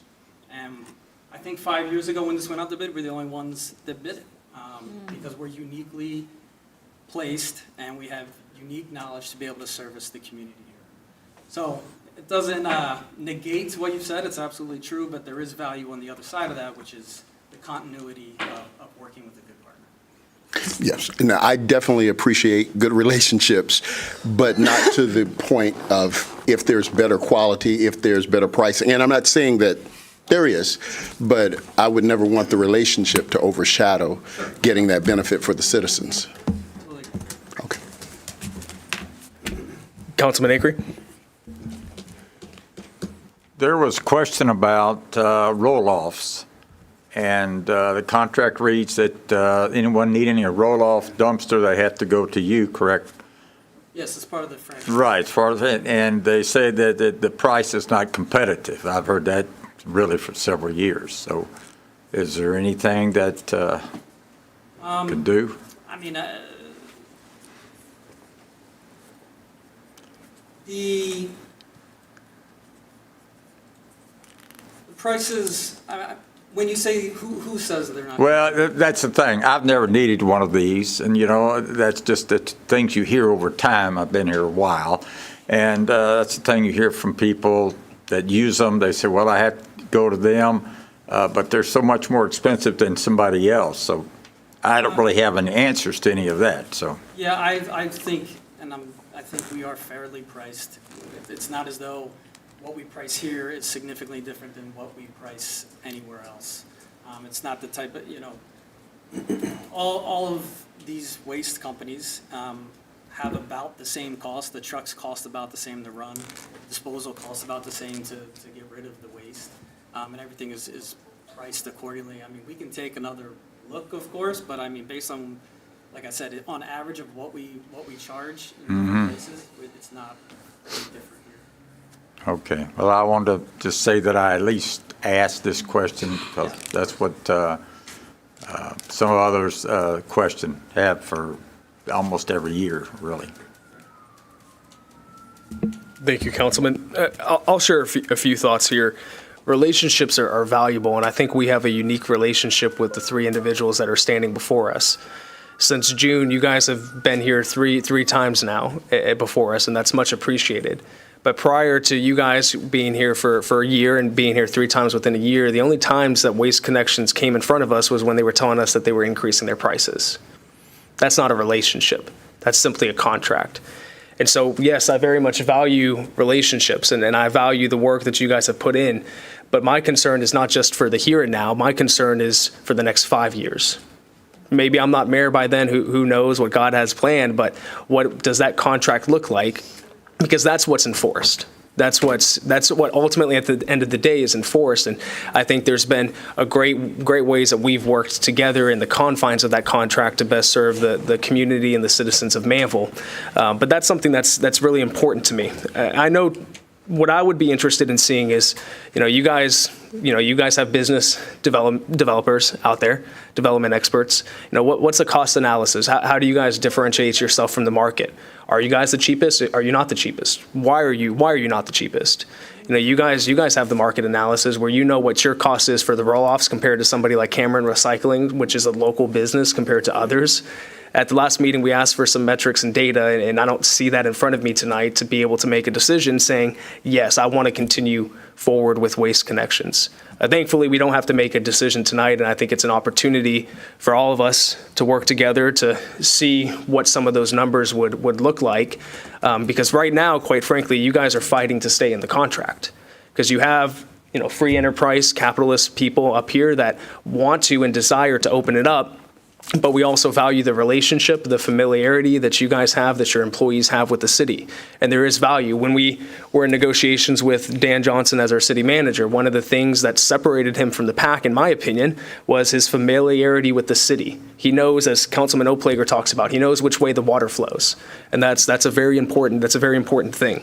I would also be particularly interested, and I think we talked about this last time, and I don't see it before us tonight, is what amendments, if we were to make some to the contract, what would those amendments look like?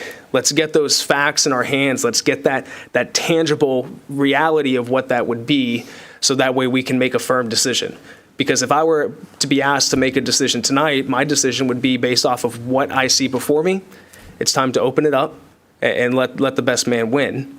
But I want to make sure that because of this relationship that we have, that we look at the data, we look at what that future next 5 years would look like for the best interest of not just city staff, because there's a relationship and a familiarity between you guys and staff, but also the relationship with the community as well.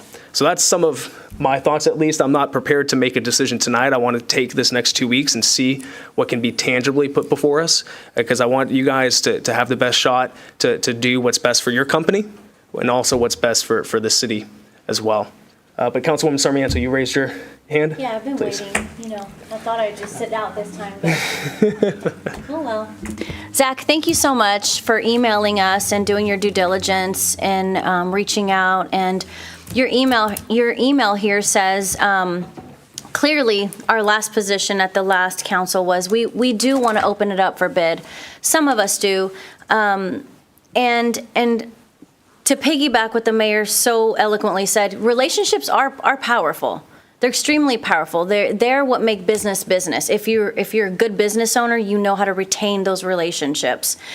I believe that if that is done properly, we wouldn't be at a place where we are looking for those things. We would have the information and we wouldn't be in the dark requesting the information, so that we can, together as council, make an educated decision for our constituents, right? And that's the biggest thing that needs to be said is we are here, we're 7, but we have to decide what's best for the community. And I understand the relationships. You guys are a nice, it's not personal, right?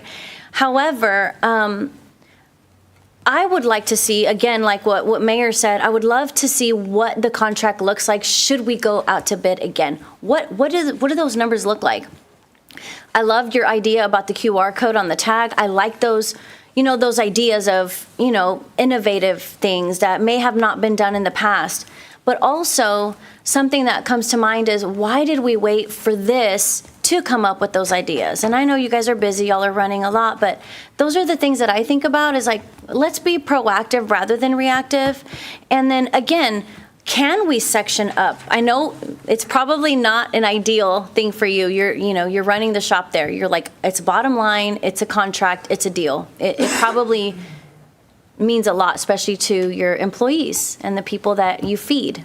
I understand that. But I would like to see it broken up. I would like to see what areas of the contract are workable. What have you been doing exceptional at, and what needs, what are some opportunities? And I hope that in the next meeting that we do have what Mayor requested, some tangibilities there, so we can look at some facts, some metrics, and some numbers. And I think it's only fair to our constituents. And so I thank you for your great service thus far, but we really need to look at that. I want to give you an opportunity. We just kind of unloaded the two of us there, so I want to make sure you have an opportunity to respond. No, I thank you for the opportunity to get some more information in front of you. We'll take advantage of it, and we'll get you some better things so we're all more educated. And then regarding specific things we can change or potential amendments, that's not a problem. Regarding specifically to some of what we heard about the bulk service, we actually already started down the road on one of those. But specifically regarding roll-off, I mean, a lot of it, and the commercial part of the business, this all ties into the franchise agreement. So it can be amended, and if it's beneficial to the residents to open it up, if we are far off after we take a harder look at it, then that's something a part that we piece out. Everybody here seems to be happy. What I understand is that we do a great job with the 90% of the service, which is servicing the 4,500 plus people on a daily basis. If it's some of the commercial stuff we need to look at specifically, that's what I'm hearing. We'll take a deep dive. We can compare pricing easy enough, and we'll have that back for you. And one of the things and that's great. I love to hear that. One of the things I might suggest is, council, if we have any specific suggestions, let's make sure to provide those each individually, not as a group, but each individually to Dan.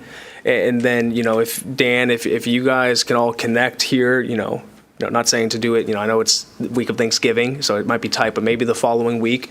So if we make it a goal to provide Dan any comments or feedback we have this week, that way Dan and the team can then meet with you guys next week in preparation for the following meeting that we have. I think it's not just us putting it on you guys and saying, figure it out, but we want to collaborate with you there. Absolutely.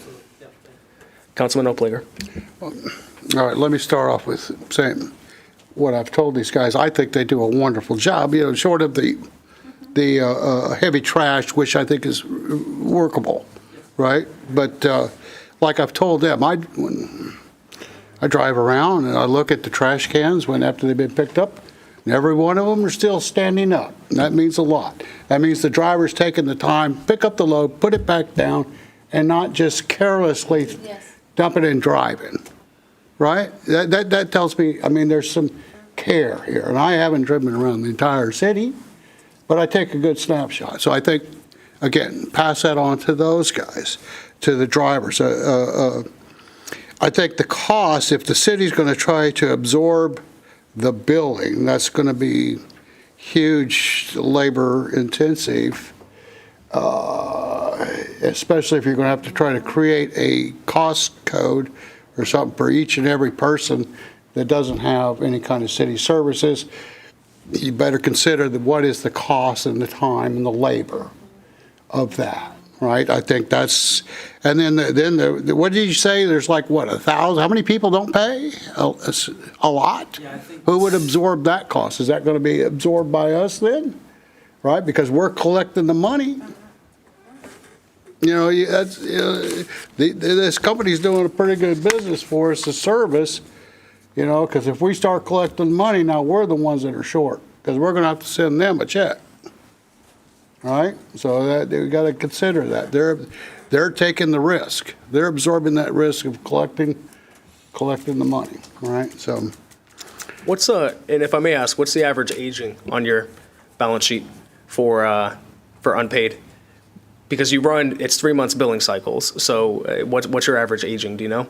Because, you could say, all right, if they don't pay the day of, that's 1,000 people that haven't paid, but maybe 990 pay the following day. Do you know what your average aging is?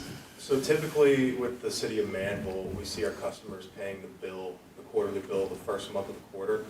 I would say on average, pardon me, about 700 customers at the end of the month would fall into the 60-day, which is when we consider past due, the 60-day bucket, and then obviously there's the 90-day as well. So Okay. On average, it's about 700 residents every month. Okay.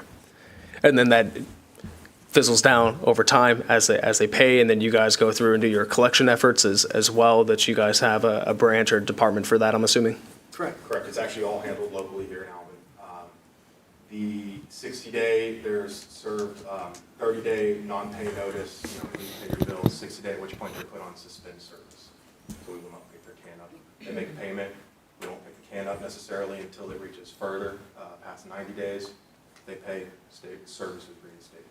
Okay, I appreciate that insight, and those are good comments, Councilman. I know the city, if I'm not mistaken, the city of Alvin and the city of Pearland, they both do the billing in-house, and it saves the taxpayers, or the bill payers, I should say, but there is a liability that's taken on. There ultimately is a cost. What's that cost differential compared to what you save in the bill that's ultimately paid to Waste Connections compared to maybe you have to hire a new person and the salary and the effort that goes into that. So that might be something that's good for us to run an analysis on, just to see that. Absolutely.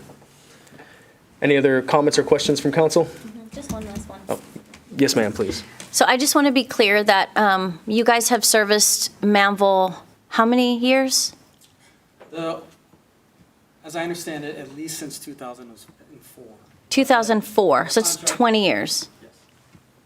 But the contract with Waste Connections is since 2018, but it's been maybe different Yeah, ownership. To clarify, that same site. Okay. The site I currently run. And then it got bought out by Waste Connections? Well, Or fir- it was partnered? Originally. ISI first, then Progressive, then Waste Connections. Great, okay. So you've been around a little while then, huh? Yes, I've been in the industry 32 years, and 27 years was with this company. Awesome. And you've been able to make the cuts, apparently. Congratulations. So what ends up happening is I believe that when we have those long-term contracts, obviously, I'm interested to know how much, what size of a contract this is to you guys, and when was the last time we actually went out to bid, or when did we relook at our pricing with you guys? I mean, it's got to 2018. So, and you guys haven't gone up on price since then? You have a little bit when we switched to the dual week. Yeah, based on the contract, for CPI adjustments, and it's been high over the last several years, of course, but. Okay. Yeah, just whatever's in the. Okay. The language of the contract, sure. If I can Okay. speak to that. Yeah. So typically, CPIU is a federally published inflation number, right? So you can have contracts that might be all items less food and energy. There's actually a specific garbage collection one. Contracts vary on which language you use. But it's just an annual adjustment based on a federally published inflation number.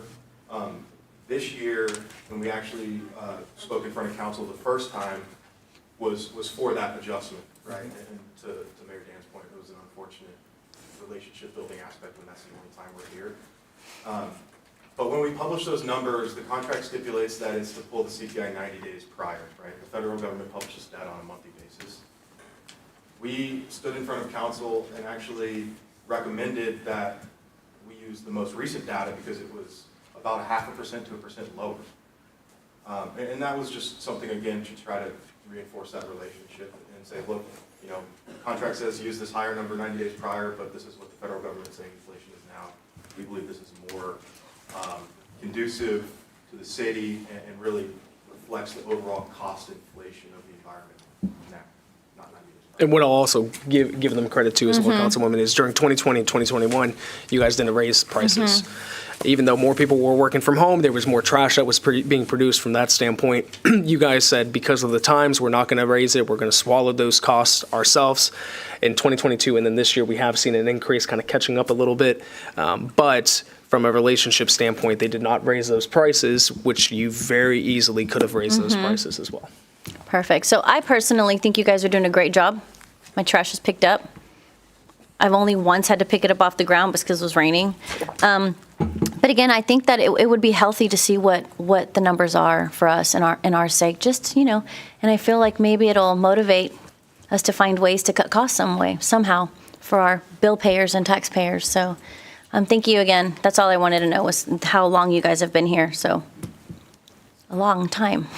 Thank Gentlemen, you. thank you for being here. We appreciate you, and we'll see you again in 2 weeks. Have a happy Thanksgiving. All right, Council, I'll make a motion to table. Do I have a second? Second. We have a motion and a second. All those in favor? All those opposed? Motion passes unanimously, 7-0. Moving on to agenda item number 2. This is consideration and possible action to approve the first of 2 readings of ordinance number 2023-0-40, and this is regarding fence requirements. Dan, I will turn this over to you. Sure, Mayor, and as I guess Joe's makes his way to the podium, and Jessica. So Councilman Lands asked about having some requirements for fencing, and that has, it was not an easy task by any stretch of the imagination. We had to go into the zoning ordinance, and that has run through planning and zoning now. We've had we had a public hearing on it, and so it's a daunting task to add something, and it hasn't actually been done in a while. So some of the details, and we can get into that in a little bit, the particulars, that's probably going to be more in the standard details and our actual design criteria manual. But first we have to set the basis for having a fence permit at all in the zoning ordinance. So Jessica or Joe's?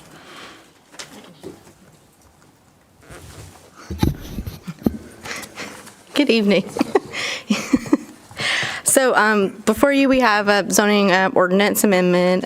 As our city manager stated, this was the impetus, one of the impetus behind it was providing a fence permit and then also doing some cleanup based off of facade language that the state had told us years ago we couldn't enforce, and we had left that in the chance the state maybe gave that back to us. But so what you will see before you for the zoning ordinance amendment is you're going to see that facade language that's in subsection 7751I that has been struck from there. You're going to see added language on fencing in 7743. Prior to this, the zoning ordinance just simply stated in a residential district, the maximum height was 6 feet unless otherwise located on a major thoroughfare. And then in commercial districts, you could have a fence up to 8 feet in height. So with Joe's putting this together, and then also with conversations with planning and zoning, we landed on some provisions as far as the pole depth in the ground, a minimum requirement, rot boards, top caps, et cetera, and what that looks like as far as height requirements in residential. When we talk about masonry fencing and anything that's over 6 feet in height, that'd be engineered and stamped by an engineer. And just like I said, requiring a permit for that. Also, you'll see in section 7727, we put some language in here about open single-family residential and some minimum lot size exemptions. Those exemptions are related strictly to properties that get their utilities by well water and a septic system. Over and over, we were seeing where we were having an issue where we were starting off with a 1 acre piece of property, but because of right-of-way dedication requirements, it was making that property less than 1 acre. So we were having to bring it to the zoning board of adjustment for that variance approval. So we put our heads together and spoke with our septic inspector and came up with a number of 0.85. That's the absolute minimum. We can kind of get all that on there with well and septic, and granted, this is only triggered by right-of-way dedication where that would happen to your property. We changed, we fixed some typos that we had in here, and then we just added some language in 7725 that specifically just references Texas Local Government Code regarding public hearing processes. We always followed that process, but we thought, if we're going to be, clear and taking out things for facades, well, let's add this in there so no one sort of mistakes what we're doing. So with that, we'll open up any questions you may have about it. Thank you, Jessica. I appreciate that overview. And Joe's, I know you presented the item during PD&Z and you were put through the ringer with that. So I appreciate y'all's efforts and everybody's efforts in regards to this. And also to Councilman Lands, it's not rare in politics that you see somebody make a campaign promise and then follow through with that promise. So thank you for spearheading this and bringing this item forward. Before I turn it over to Councilman Lands, I know he has potentially a few items to discuss specifics about this. I think, Dan, he had emailed you about those as well. With this being the first of 2 readings, we do have an opportunity to approve it tonight to move forward, but then if there's any changes we want to see, we can make them over these next 2 weeks prior to that meeting. One item, as I was reading through this, and Jessica or Joe, I don't know if you guys can speak to this, one of the items that kind of brought this forward was some of the fencing that we've seen in neighborhoods like Lakeland, but also Newport, and the masonry wall that's there, which in my opinion is legally negligence by the developer, and his efforts to disband the HOA and move it to an advisory HOA is despicable. And those are the types of developers that we do not want in Manvel. And I have some very other choice words that I'll leave outside of this meeting. Is there anything that can be done regarding verbiage that allows us to address that specific issue, considering that the wall has fallen into city right-of-way, considering the condition of the wall in and of itself is even wavering in other people's backyards that has kids, and the last thing that you would want is the wall to fall on one of those kids. While I think this is phenomenal for moving forward, is there anything that allows us to address existing conditions? Or could there be anything for existing? I guess I'm not I'm not sure how our zoning ordinance right now maybe can help with that situation. I didn't know about the HOA situation in the community, and I agree that's unfortunate to hear. I think y'all have a strong community. I've talked to so many people in that community, and y'all definitely speak with the same voice, and you have the same vision.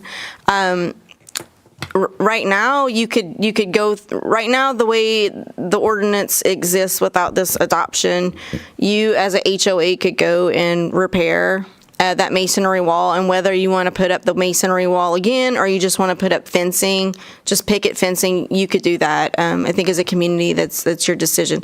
And that's done without a permit. With this, you'd be required to get that permit. If it's the picket fencing, it's a permit, no engineering stamp on there, but if you were just deciding to go on a masonry route, that would need to get an engineering stamp if it's above 6 feet. So I guess I'm slightly confused. I don't know how we can help the community, if it's city council that wants to, get involved in action on how we can help them. Yeah, and appreciate that, Jessica. Just a clarification. So the HOA is still developer run. He had committed to turn over the HOA to be community run, but has decided to go a different direction. So he's still fully in control. So they don't have an enforceable mechanism right now as a community to require that the developer repair the wall. That is, quite frankly, it's a very dangerous position for the wall. Is there any language that could be added in here that says if a masonry wall does not meet certain standards or is in poor standards, that the city can have some sort of enforcement mechanism that can be triggered that could allow the city to use the full weight and authority of the law to compel the developer to take the appropriate action for the health, safety, and well-being of that neighborhood? Thank you for that clarification. That makes a lot of sense now. We do. In subsection 5 of this, we talk about maintenance, and we say all fences constructed under the provisions of this ordinance shall be kept in good repair. All fences must be maintained to be free from rot, mildew, termite infestation, rust, vandalism, and other sources of physical or visual damage. Okay. So in that case... What page is that? I'm sorry? If you're in the document that's just your red line version, it's on 29 of 49, and it's just E, F, G, I, and then there's 5, and that's, sorry, I've got everything highlighted and tagged, so. No, you're good. So what you're saying is if this passes, there is a mechanism for this situation, but also for future situations if a developer comes in and it's in an unsavory condition as they're going through, or something happens, that the city can come in and enforce. And we actually did that in one of the other communities where there were some fences that were in disrepair. Code enforcement, we've got complaints, and code enforcement went out there and to get it resolved. Now, unfortunately, it became on, the back of the HOA, or if it was an individual fence, it wasn't a community fence, and that person was having to pay for it. So that was the unfortunate part, that the fence that was collapsing should have lasted a lot longer than that, and those property owners should have been insured more life of that fence before the repairs needed to be made. Okay. Just an example with a masonry wall, I should call it, yeah. Okay. So from a language standpoint, looking at 5, it says all fences constructed under the provisions of this ordinance. This wall was not constructed while these provisions were in effect. Can we change that language to say all fences constructed shall be kept in good repair? All fences must be maintained? Because the concern that I have is that word under the provisions of this ordinance. I think we can take a look at it and see if that's something that can work and achieve of course, what you want. Legally, I mean, it needs to be legally sound, of course. But I'm glad that this is in here because we have great developers. We have Hillwood, which is a phenomenal developer. That if something like this occurred, well, one, I don't think anything like this would occur because they do a quality development. But if, I know that they would take care of it. Unfortunately, this developer is not of the same quality and character and standards that Hillwood is. So if we could just take a look at that, I think, as you can tell, I'm a little fired up about this, and it's just because I have kids, and if my kids were playing in the backyard and a masonry wall fell down on them, they'd be held to pay. And I think we've got to do something about this. So if we could look at that, that's much appreciated. But Councilman Perry, I know you live in this neighborhood. Do you have any thoughts? Well, first, I appreciate you speaking so that I can keep my emotions and comments under control.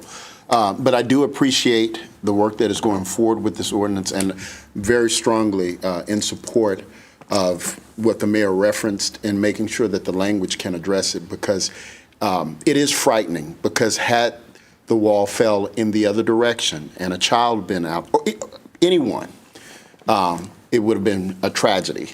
And the wall is still unstable, and I know it's not just about that wall. So it's a very grave concern, and so I'm trying to keep myself in a position to where I don't have to recuse myself from addressing this, but it's a grave concern to our community. Thank you. Thank you, Councilman, and thank you, Jessica, and I look forward to seeing, item number 5 there, what could be tweaked. But what I'd like to do is turn it over to Councilman Lands. This is kind of your baby as well, and I know you have some items that you had sent over, so do you have anything that you'd like to add or share? Sure.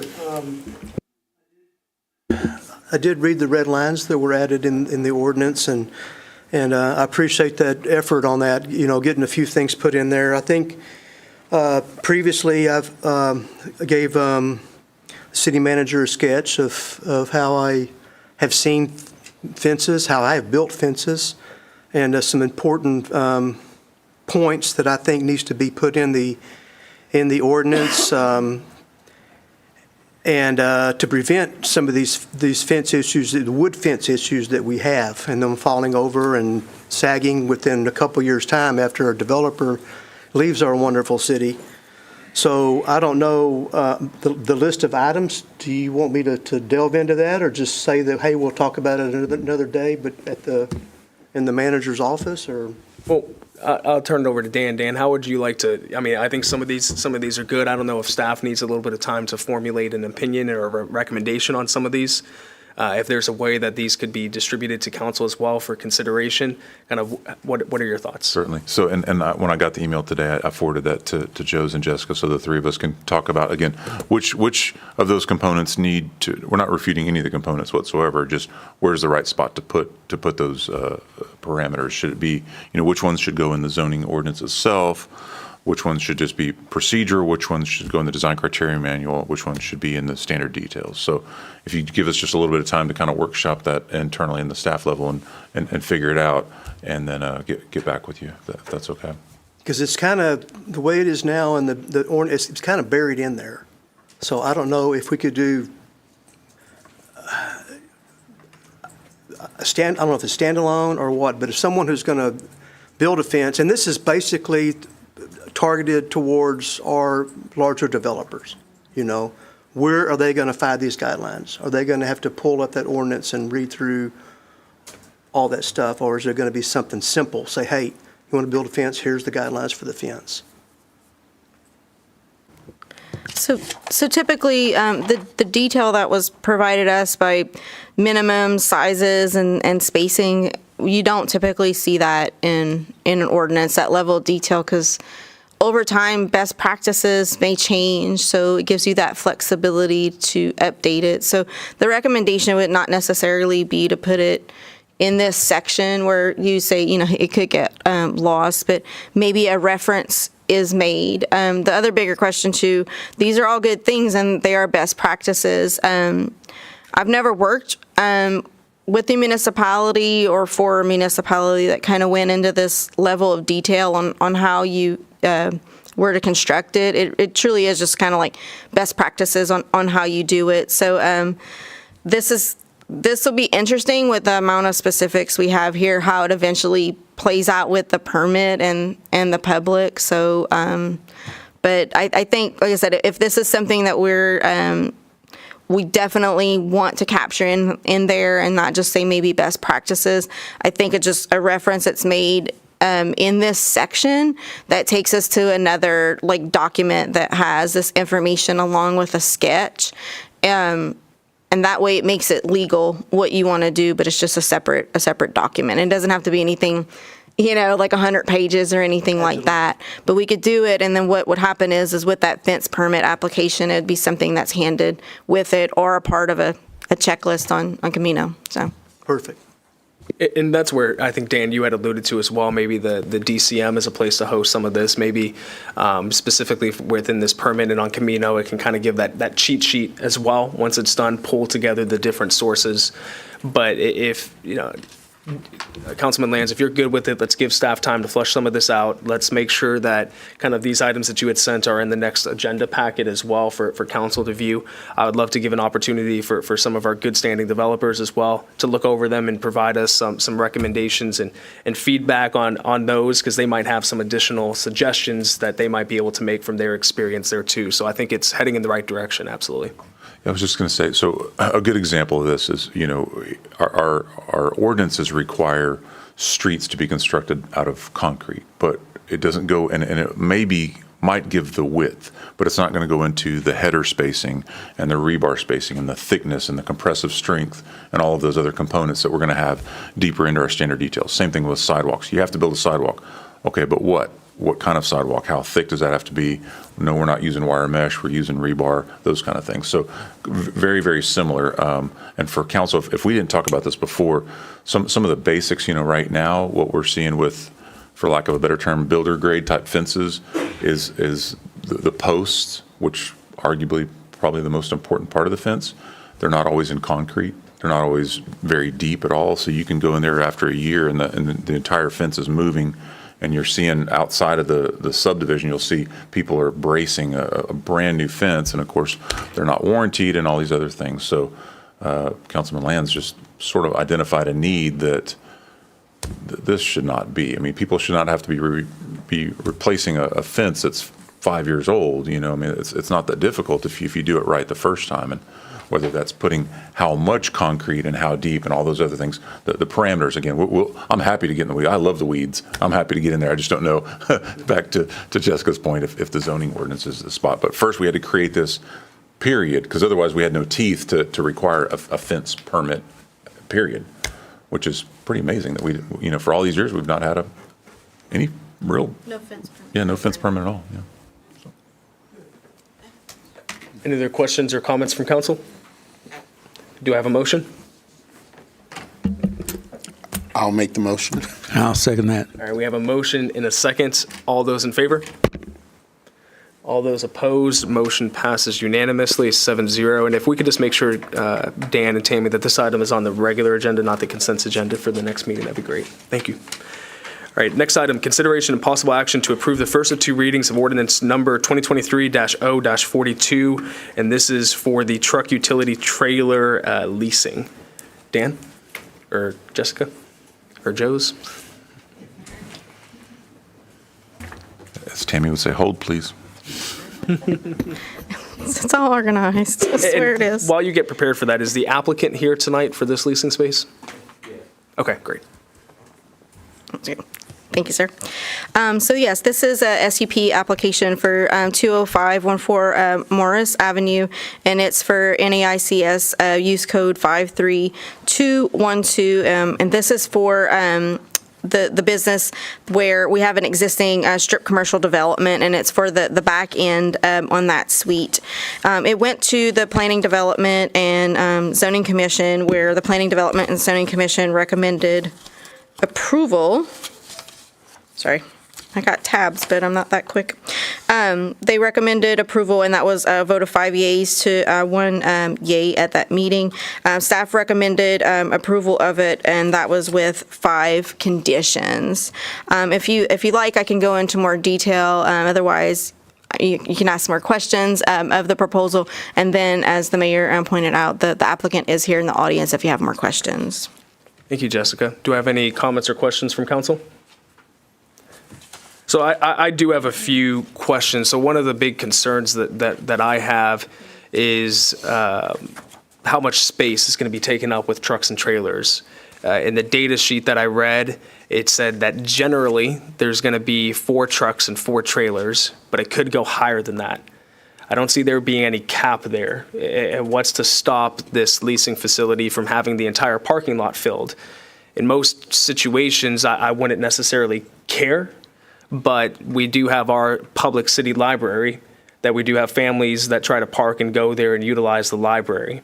Is there any mechanism to restrict where they can park maybe not necessarily cap how many there can be, but where they can park, how they can enter and exit, so they're not driving in front of the library where we have kids trying to walk and get in with their families. That's the safety aspect is probably the biggest one for me, because also, you know, if you have a big truck and you've never driven a U-Haul truck before, you turn out of the library and you got to go west, you're having to then cut across 3 lanes of traffic to then U-turn it in front of Councilman Oplager's road, and then make a U-turn and try to avoid the oncoming traffic in the U-turn. So there's some safety concerns that I have.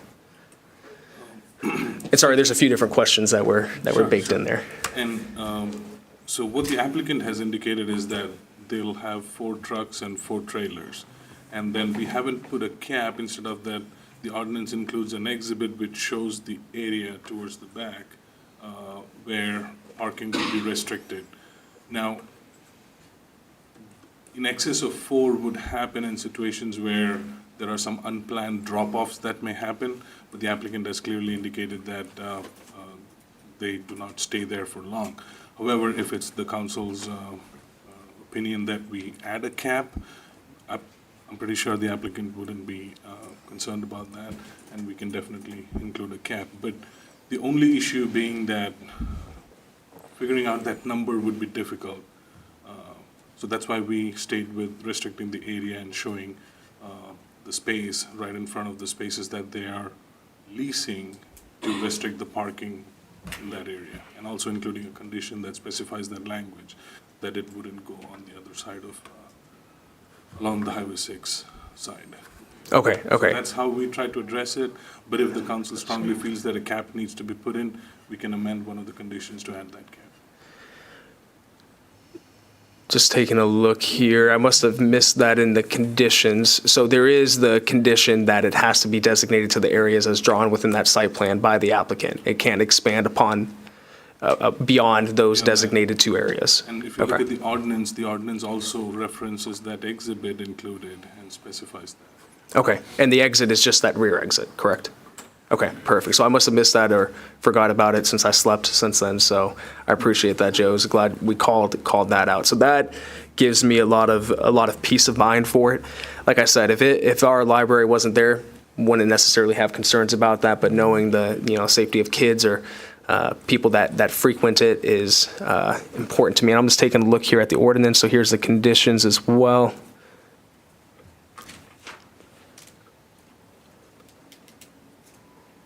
So one of the things that I see is in Exhibit B, it doesn't restrict it just to the drawn spots. It just says to the side or the rear of the buildings. So personally, I would like to see language put in there as according to the site plan as drawn and submitted by the applicant. Because if there's another business that goes there along that side, then how do you protect against the parking spaces that are designated there? So that's one thing that I would like to see, at least. I don't know, Council, if you have any concerns about that or what your thoughts are. I'm open to suggestions here. In addition to the condition, I was saying like the ordinance has a section where it references the exhibit that says that parking would be limited to that area. Do you know what section that is within the ordinance?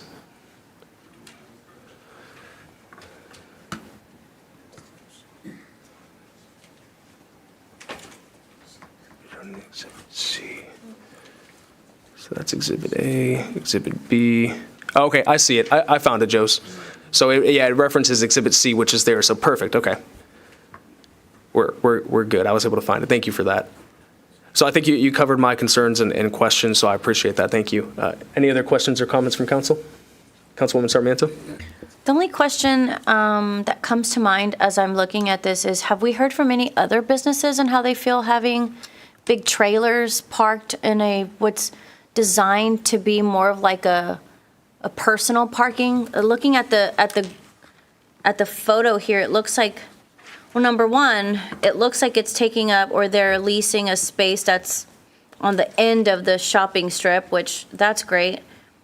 But my other concern is, has anybody else spoken about it to the business owners there and how it would affect them? So we send out letters to property owners within 200 feet. and it's advertised in the newspaper too. Nobody has reached out except for one individual who had an informational inquiry as to what exactly the application is about. So we haven't heard from anybody. And when you say 200 feet, do we know, I mean, there's not many within 200 feet other than the library and maybe the mechanic shop on the other side? I think it's just us, right? Within 200 feet? I don't have a full list of, but there were several properties. There were including several? the Oh, right. state of Texas too, because of the right of way. Okay. And as a business owner, I'm struggling to see, I don't know, why only 4 and 4? I mean, wouldn't a business want to expand to like 50? But that may not be a good situation for this location, and that's a specific condition we have where Okay. we limit the lease space to I think 1,500, where they cannot expend more than that. Okay. And also we put a condition that one business that falls under that category is permitted, because if it's more than that, we may have issues with parking, we may have a lot of other issues. So we have those conditions put in, and also the fact that it's limited to U-Haul type uses and not leasing RVs and much larger vehicles. So this is a U-Haul agency, correct? Correct. Okay, so this is like a franchise of U-Haul, Correct. and we're limiting them to 4 and 4. And if- that's, I believe that's, Councilwoman, I believe that's permanent 4 and 4. So you might have, Okay. for example, one night, maybe somebody dropped one off. Got and it. They're picking up another one the next morning. So what you'll see there constantly is the 4, maybe some influx. But I mean, if all of a sudden they start piling up more and more, then they're not moving product, and that would be more of a concern. Yeah, I would There's want to something see there. them thrive and prosper, and I mean, and most businesses would want to grow, so I'm just not Sometimes understanding. it's also possible by that same logic that it may be less than 4. Okay, well, hopefully We they have the- can We have the business owner. grow. here. We've met Where's the with them. business owner? They can Hello. answer that question. You don't want to speak during the public hearing at all? Yeah, How you doing? My name is Bobby DeBose. I'm sorry, Bob. I currently own other U-Haul facilities, Okay, but for what it's worth is, to answer your question, if I have trucks sitting there, I'm not making money. So I need trucks to go. So Yeah. it's not like something's gonna camp out all the time. okay. So you're anticipating to have a thriving business, Oh, hopefully? yeah, for sure.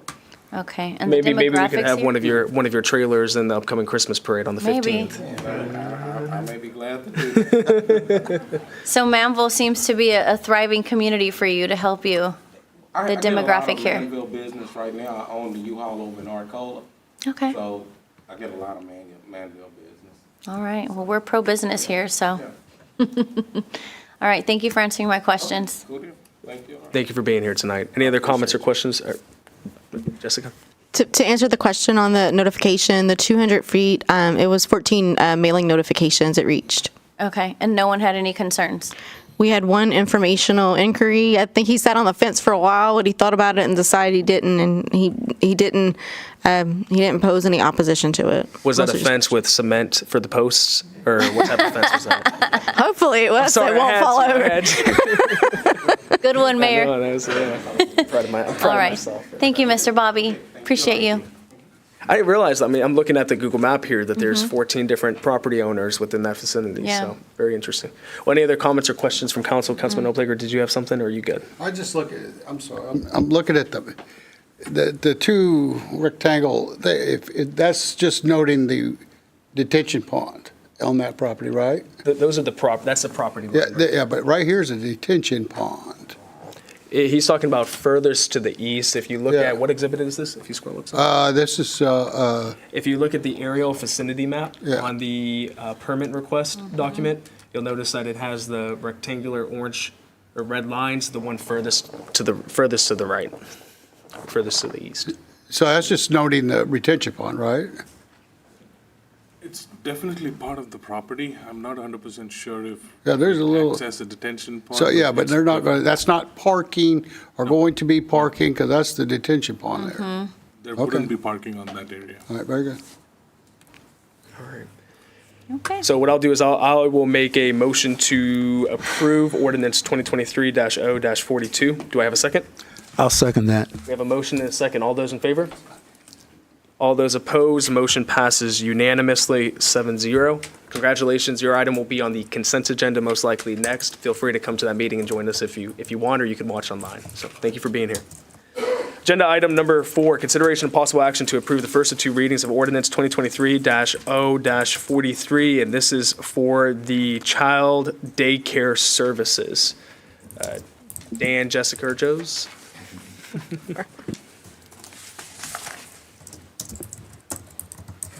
I'll try to be brief. This is a proposed SUP for 7225 Lewis Lane. The address was changed to 7050 Masters Road. This is that commercial allowance within the Terra Estates subdivision. It's at the intersection of Lewis Lane and Masters Road, northwestern corner, across from, God, how did I forget the name? Yeah, across from Tiny Toons Daycare. So the applicant is, the subject site is zoned highway mixed use district, which requires an SUP for a daycare use. So applicant met with staff sometime last year. The report details it out. We've discussed the project. They finally submitted the request for the SUP. It had a few issues, which is listed in the report.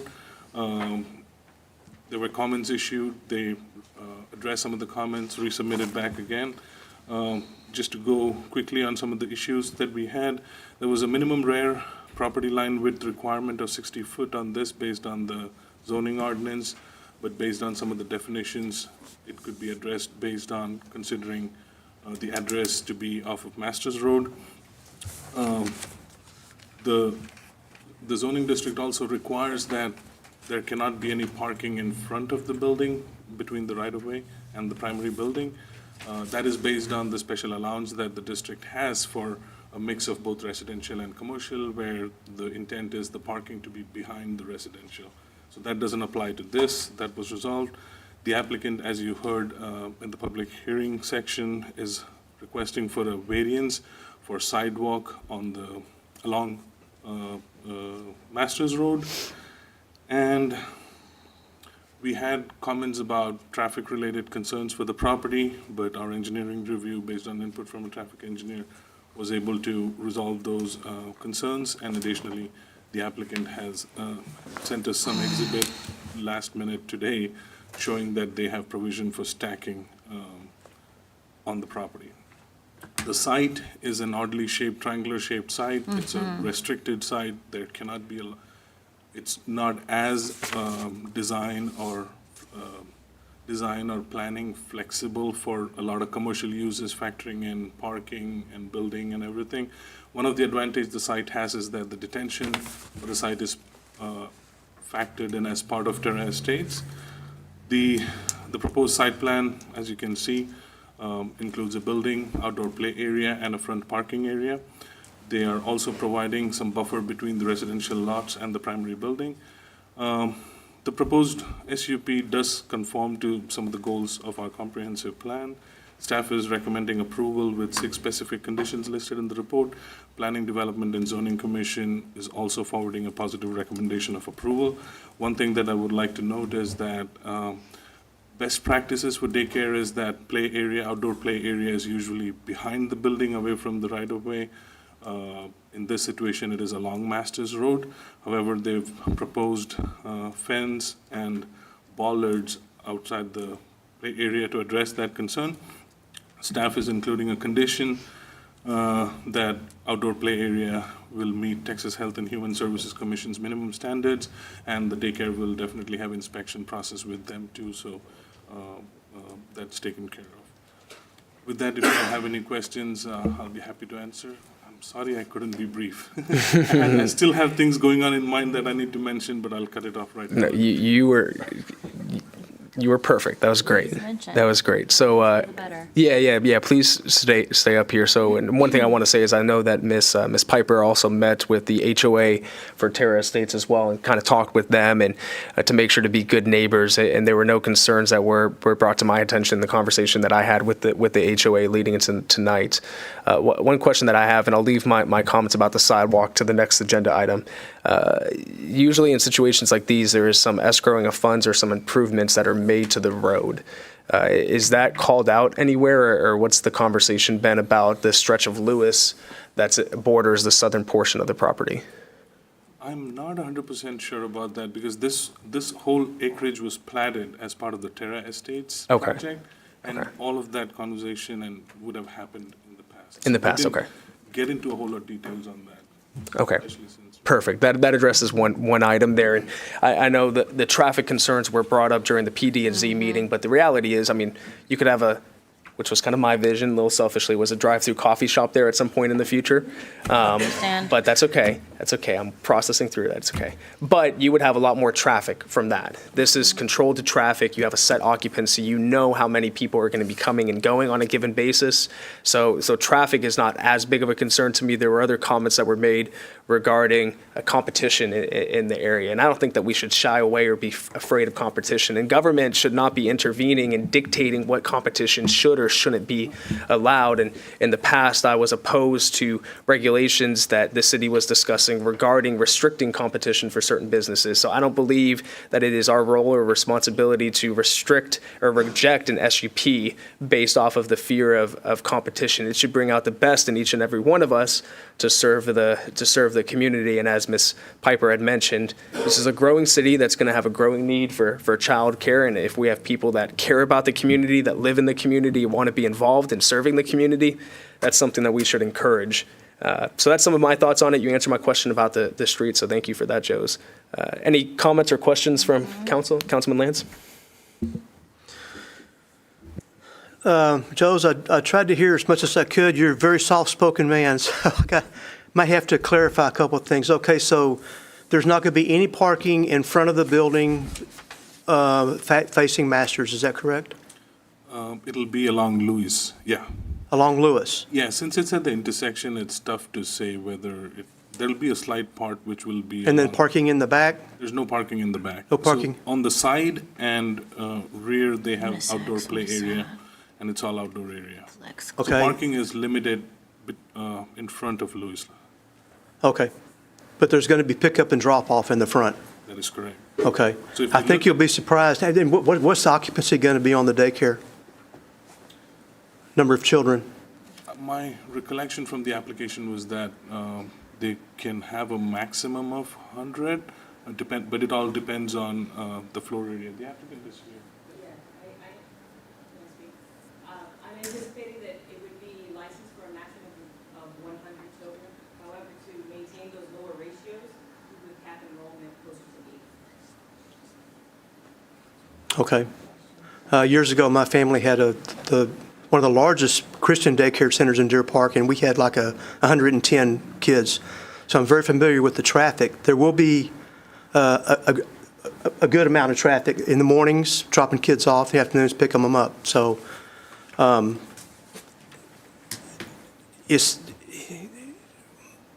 that's just going to be an issue with the traffic. So the play yard, y'all going to have a play yard in the back? Yes, sir. Miss Erica, if you could please come forward, that would be great. Thank you. Mayor, if I could real quick, in your packet, the third attachment has the actual site plan. My computer's locked up. Oh, no, okay. Okay. Is it? Brooke, would there be any way to show it on the screens up here as well? Thank you. Please, Miss Erica, go ahead. Yeah, I was going to explain that, so we plan on having playscapes that surround the building on 3 sides to align with our valuing of having experiences within nature and the children having easy access to being outside. Okay. I don't know if this is helpful to you. I know you mentioned parking. I have a diagram that shows how we could potentially use the parking lot to minimize impacting traffic on the street. Okay, so what's the difference between a playscape and a playground? Is that for the age of kids? No, it's more the ideology behind how you are designing the space. So a playscape incorporates more natural elements, and it doesn't have as many of the traditional playgrounds where you have those large structures where I don't know if you've taken young children to a park, but after they've gone so many times, they kind of get bored with that structure and they're ready for another park. Right. So the playscape is a more flexible design because it allows us to rotate or modify what's being offered in that space to children. Okay. And you're gonna have daycare buses, obviously? Yes, so in a later rollout, I'd like to initially start with focusing on preschoolers. Okay, good, all right. It looks good. It's, the only thing that I would just say is that, and I'm not saying it's, it's a downer or whatever, but I am concerned about the playground being backed up to the residential homes. Just because we had that issue at ours. Okay. So the noise, the kids playing, throwing balls over the fence, you're going to have some issues. Other than that, best of luck. Thank you, I appreciate that. Thank you, Councilman Lands. Councilwoman Sarmiento, I heard you making some comments over I there. just have some questions here. Yes, ma'am. Looking at this design, and the first question I have is, I heard you say that you have a rollout for later on. What are your ultimate goals for this place? Is it to be a daycare, or are you looking to make it like a private school? So primarily during the daytime, we would be serving children from 6 weeks to 5 years old. Okay. Prior to kindergarten. And offering after-school or before-school care. Okay. And a summer camp for elementary-aged children. So this is basically more of a daycare, not a private school. I don't usually characterize it as a daycare, Okay. but I understand that that's commonly how it's characterized. Okay. And the curriculums that'll be taught to the children, where are we getting that type of curriculum? Sure. So will be a Reggio-inspired school. A what? Reggio-inspired. Reggio-inspired, okay. So Reggio Emilia is a town in Italy. So this approach to being with young children comes from that space or that region, similar to how Montessori comes from that region. And so the idea is the teacher coming alongside the children to identify what their interests are, and then building projects so that they can weave learning into the interests of the children. So when the children are engaged in what's going on, it's not like a traditional preschool where you might see people forcing children to do worksheets. Instead, the curriculum is woven into pleasant experience for the children. Okay. So it's a Montessori type? Somewhat. Somewhat, Yes. not In exactly. In Montessori, it's more so, this is your space, here's your rug. These are your implements or the materials that have been afforded, allotted for you. And there's one way that you usually use those materials. Okay. What's different about this approach is that it fosters more creativity. It fosters more personal skills and engagement. Because the children are studying topics together. Interesting. Yeah. What's similar to Montessori is that we believe that the environment's the third teacher, and it's a prepared environment where the educators are very intentional about how they present the space to children. Got it. And just a quick question about the demographic. This looks like a very fancy and beautiful school. Right? So I'm assuming that the other, I would say, daycares in the area, it's probably, it can be competition, but it's serving a different purpose. Yeah. And I'm assuming that it's going to be more pricey and you won't rely on things like NCI or government funding to put underserved children in, correct? Correct. So, Okay. Our target demographic are households who have more discretionary income and will demand a higher level of quality for their children. And the intention is that as enrollment grows, to be able to offer scholarships, because we do want diversity of economic background within our student body. Okay, wonderful. Thank you. Thank you. Do I have any other comments or questions from council? Hearing none, do I have a motion? I'd like to make a motion to approve. We have a motion. Do I have a second? We have a motion and a second. All those in favor? All those opposed, motion passes unanimously 7-0. Thank you for being here tonight, and good to go. Okay, thank you. Well, actually, we have another item for you guys, so you'll be hanging around here for at least a little bit longer. Item number 5, consideration of possible action to approve a subdivision variance request for an approximate 1.1 acre tract of land located at 7225 Lewis Lane, Manvel, Texas, seeking to vary the requirements of Chapter 62, Section 62-113 sidewalks. This request is associated with the same project on Lewis Lane. The request is to grant a variance to not construct the sidewalk along Masters Road. The applicant has indicated that the existing development on the north is not like regular development. You have the Terra Estates signage and then the detention, so there's no point connecting to that area. The argument is that there are no existing sidewalks or trails to connect on the north side. There are existing utility structures and things that may have to be relocated in order to include a sidewalk, and that granting of the variance will not result in any significant change to the right-of-way, and allowing the variance will help the project move forward, and they'll be providing a sidewalk along Lewis Lane. Now, based on the policy direction that we have from the major thoroughfare plan, the design criteria manual, and our subdivision ordinance, staff doesn't have a basis to recommend approval because sidewalks are important. We would like to have sidewalk along every street as much as possible. There would be situations and circumstances where a site may abut an undeveloped property or a property developed at a different time when sidewalks were not considered. However, we recommend that sidewalk, at least an attempt be made to construct and include a sidewalk on every project. So we do not have the basis to recommend approval, and therefore staff is recommending to not approve the variance request. Additionally, all the documents, all the adopted plans that we have, the comprehensive plan, major thoroughfare plan, they emphasize the need for sidewalk, and they emphasize the importance of sidewalk, both for recreational use of sidewalk to get from A to B, and also incidental uses. However, I would also like to mention that some of the discussions that the applicant has made in the application form is accurate. Some of the properties do not have sidewalks. Some of the properties were developed at a time when the requirements were different, enforcement was different.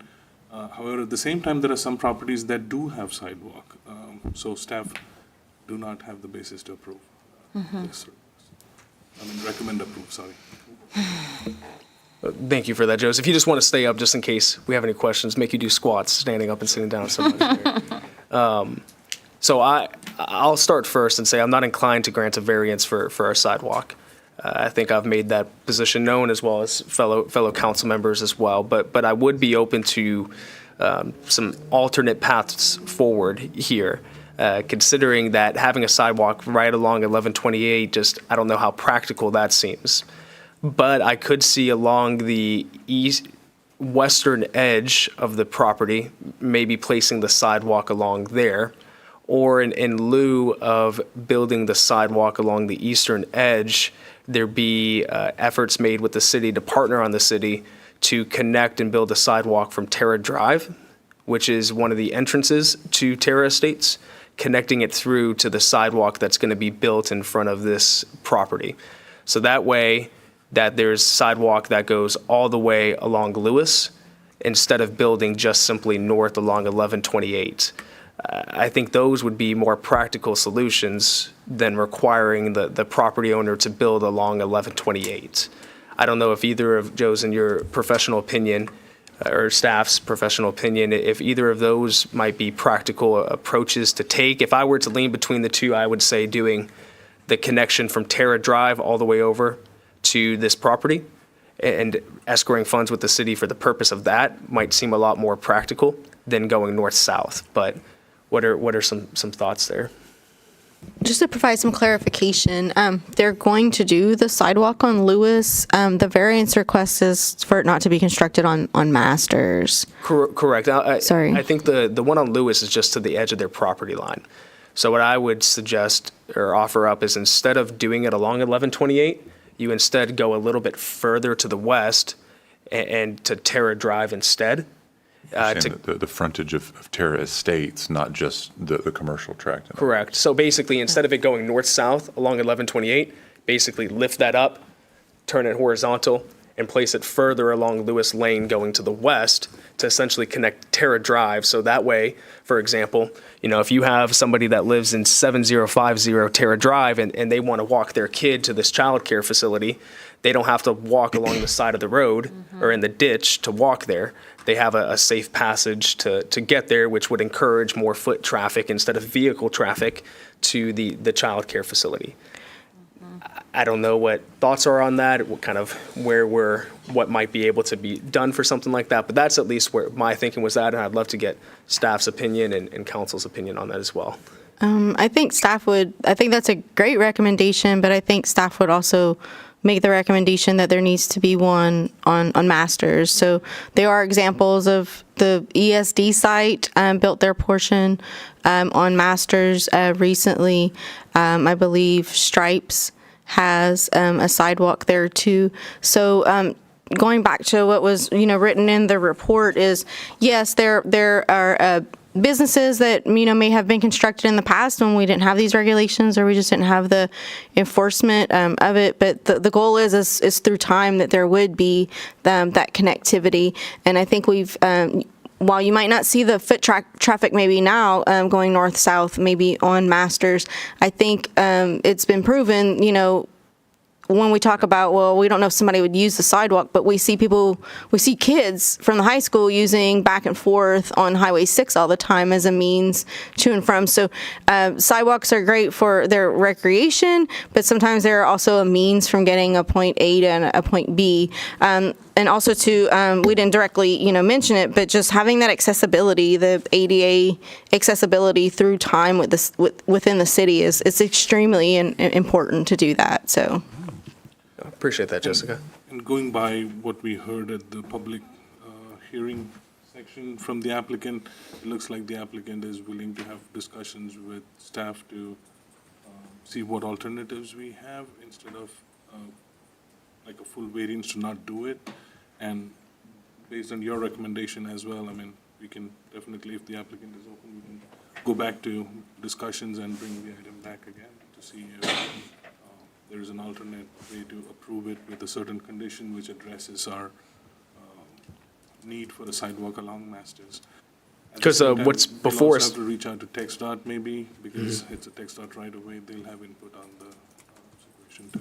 Absolutely, because what this is before us tonight is just a variance outright to not do it. It's not saying you definitively have to do it at this spot. There's still opportunities for discussion, collaboration, and brainstorming, but it's saying, do we want to give the variance outright to do it, which then those conversations would not be necessary. Okay, thank you for that, Joes. Council comments, Councilman Oplager? So keep in mind that the dentist office, the new dentist office is going to be built just down the street. He's going to be required to put in a sidewalk, right? So you grant one, now you're granting the next, then you're granting the next, and you're granting the next. We just told the Shipley Donut folks they have to build a sidewalk. To quote Manager Dan, one day all the dots will connect.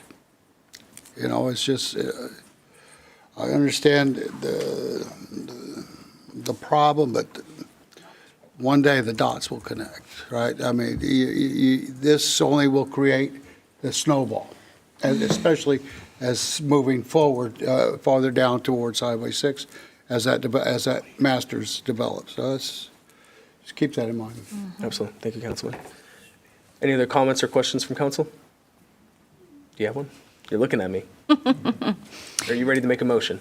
Am I ready to make a motion? No, I'm not ready to make a motion. I don't think I need to talk as much about how important the sidewalks are. Everybody knows that that's like a stickler for me.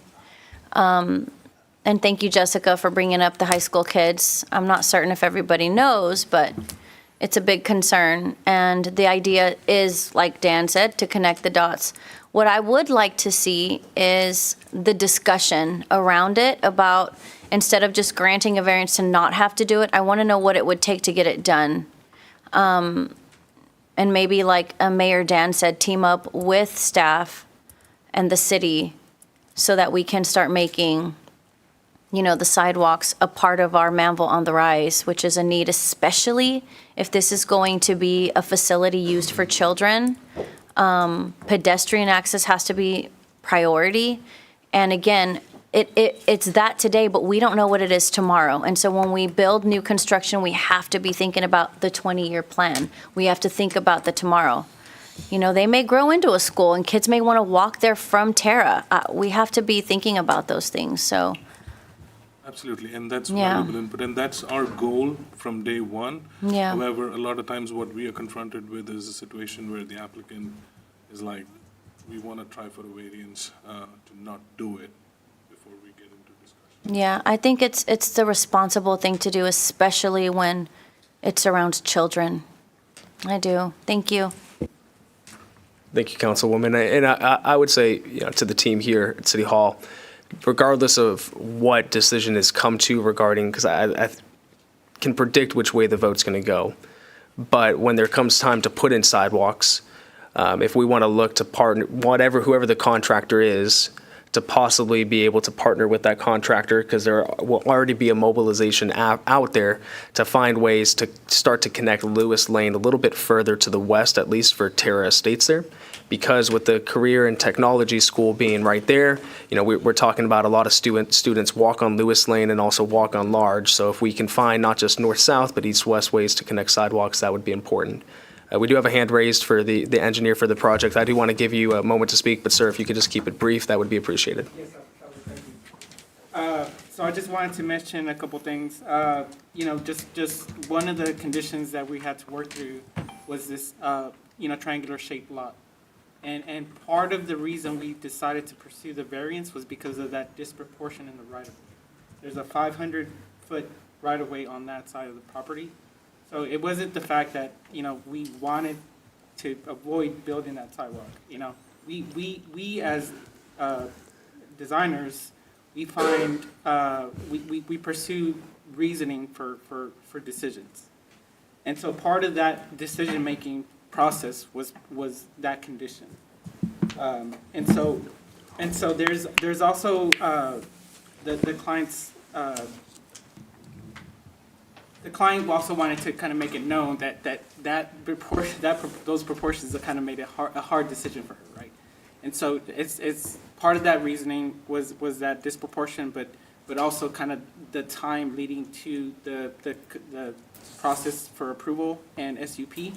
And so we wanted to pursue that option, but also, you know, have that ability to amend it to possibly extend that timeline for that construction if needed. Thank you. Thank you for your comments, sir. So do I have a motion? For what? I'll make a motion. I'll make a motion to approve the variance request for the property at 7225 Lewis Lane / 7050 Masters Road. Do I have a second? I'll second that. We have a motion and a Mayor, second. I'm sorry. Since Bobby's not here, can I just remind y'all that we don't make negative motions, that you don't have to vote for the motion, we just need the motion and the second on the table. You can vote against the motion now if you do not want it to pass. So we made a motion in the affirmative because we have our assistant city attorney that laid out for us. You always make motions in the affirmative, but you don't have to vote for the motion. So for example, Mayor Pro Tem Hudson and I made the motion, we don't have to vote for it. We could still vote against the variance request. Another question before we. Yes, sir.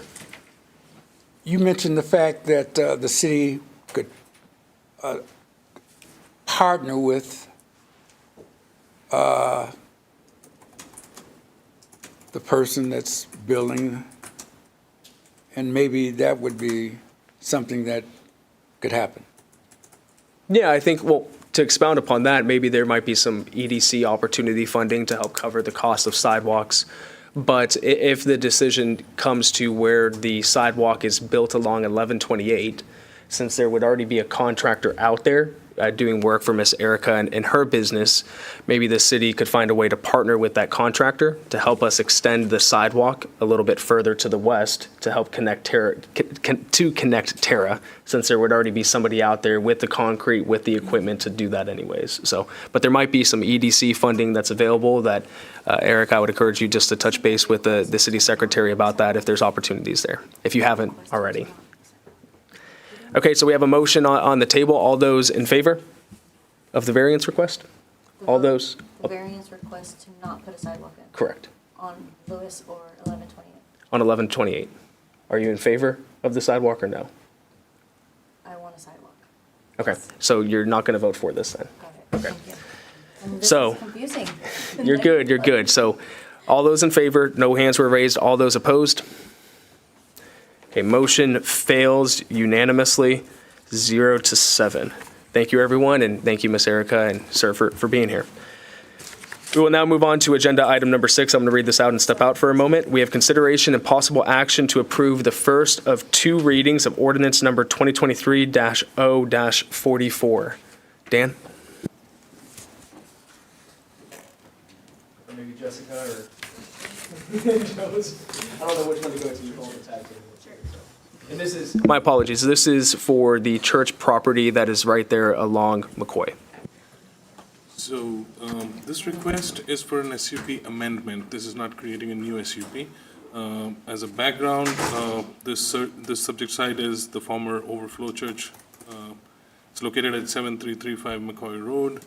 This property wraps around the property at the northeastern corner of McCoy. You all know which property I'm talking about. There was an SUP that was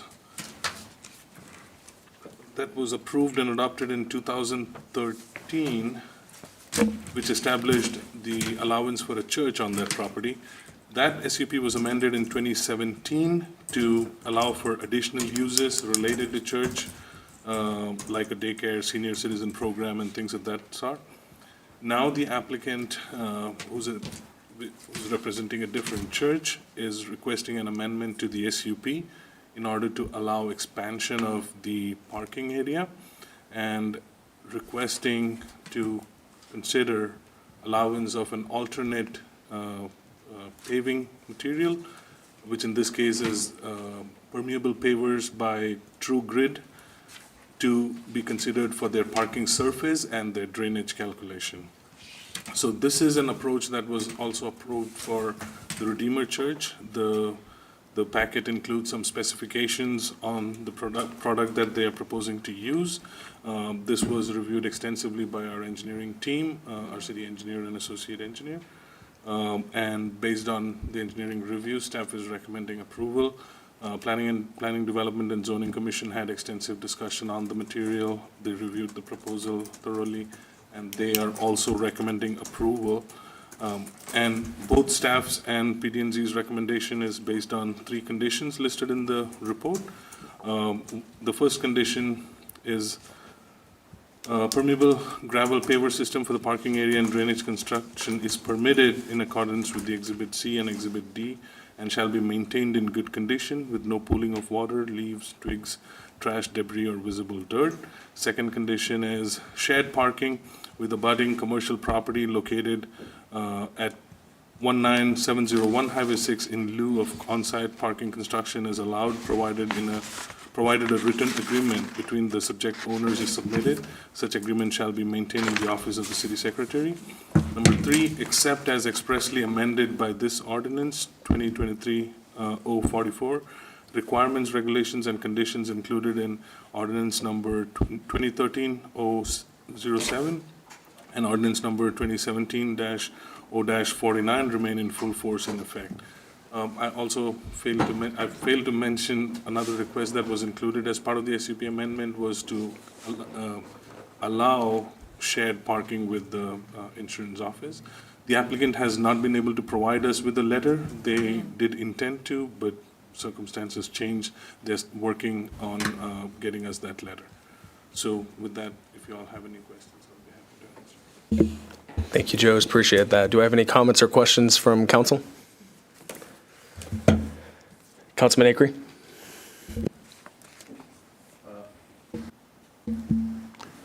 Mr. Shimmerhansel was pretty opposed to this. I don't know why.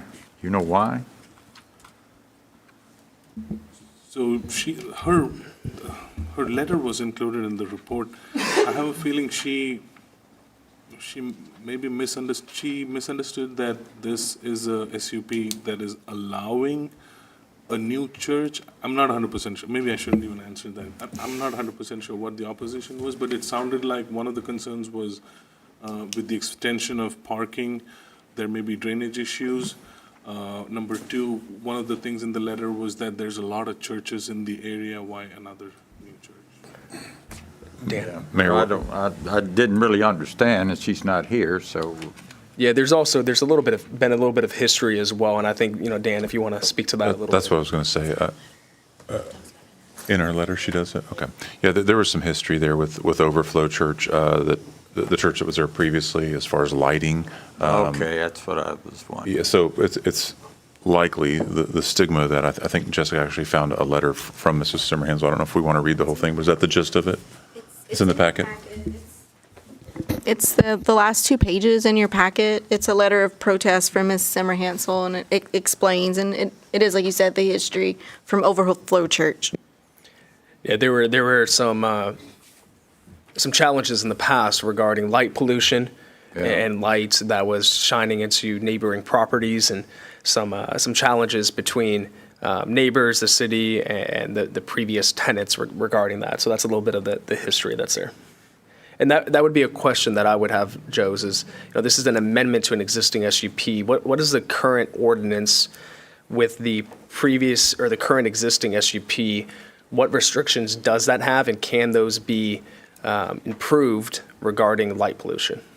So the existing ordinances restrict the light overflow to be within the site.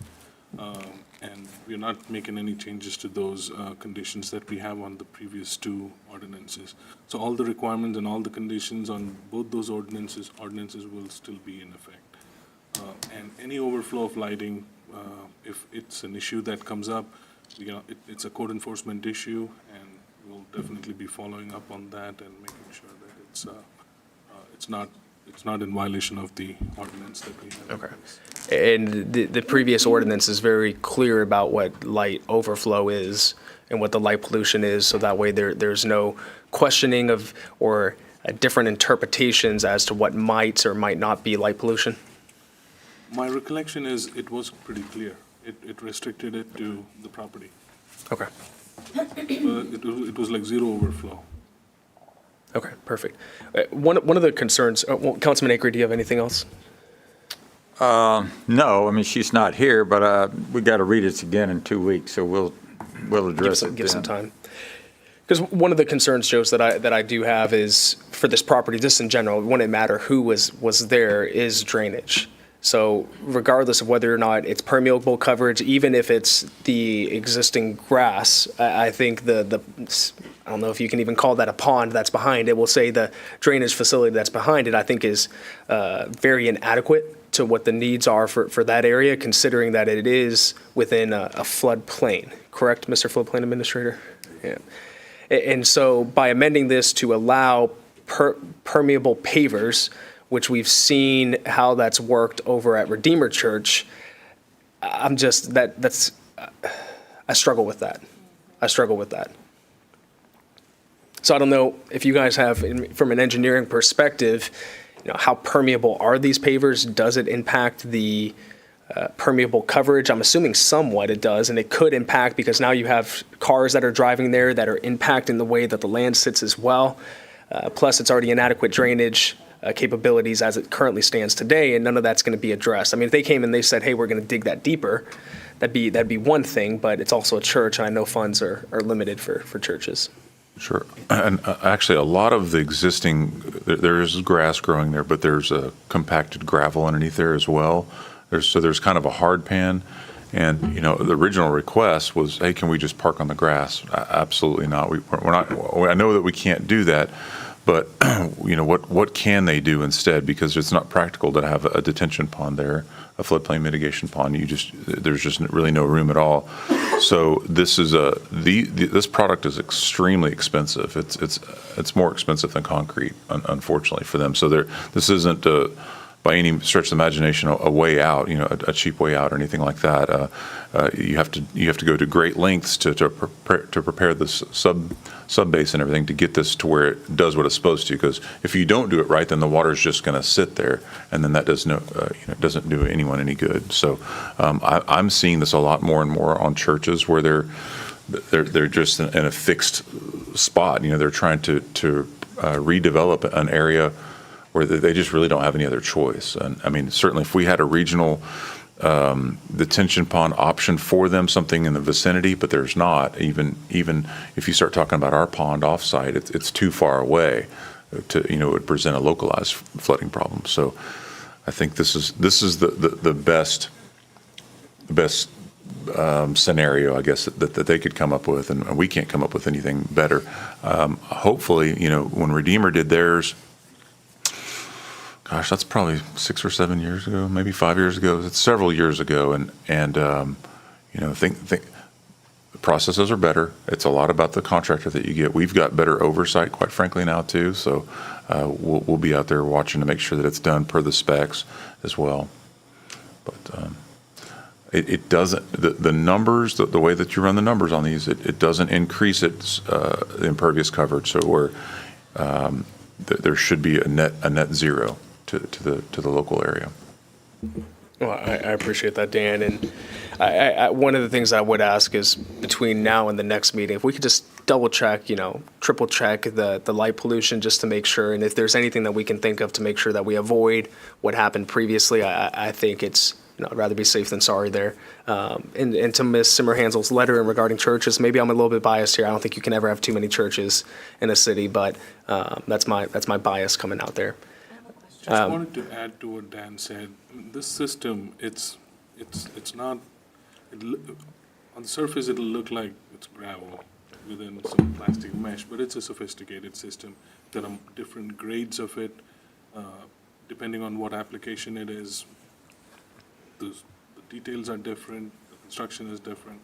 So it factors that in. And another thing that I failed to mention, it's in the report, is how our comprehensive plan acknowledges the fact that we have drainage issues here, and it encourages us to adopt policies and consider low-impact development and zero-effect drainage. I'm not an engineer, but I'll just throw these words out. But you slept at a Holiday Inn Express last night, right? Yeah. So, and it balances it with the approach of promoting commercial, especially commercial and non-residential along Highway 6, considering the floodplain situation and stuff.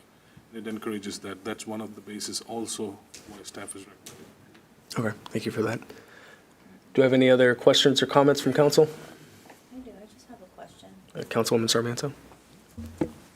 I was reading this ordinance here, and it says that we are changing the NAICS code from strictly religious organization to a community center, a gymnasium, childcare, youth services, fitness and recreational, advanced community empowerment, senior citizen programs, memorial assistance ministry, funeral homes, funeral services, So that's a Alcoholics Anonymous, WIC. So that's a little misleading, I would agree. Actually, the 2017 ordinance amended the 2013 ordinance to allow all of that. And it's just the last piece that this proposed ordinance is going to address, which is allowance of like an alternate surface for parking and drainage consideration, Okay. and considering the shared parking. Okay, but the uses of this church will be for church religious purposes. Yeah, everything that the two ordinances already establishes. Okay. All right, thank you. Any other questions or comments from council? Councilman Lance? Dan, just thinking outside the box here, of course, that I'm assuming that along Highway 6 there, we have curb and gutter existing along that area. Where's that drainage, the gutter drainage going now along Highway 6? Is it going, it's not feeding into our retention across 6, is it?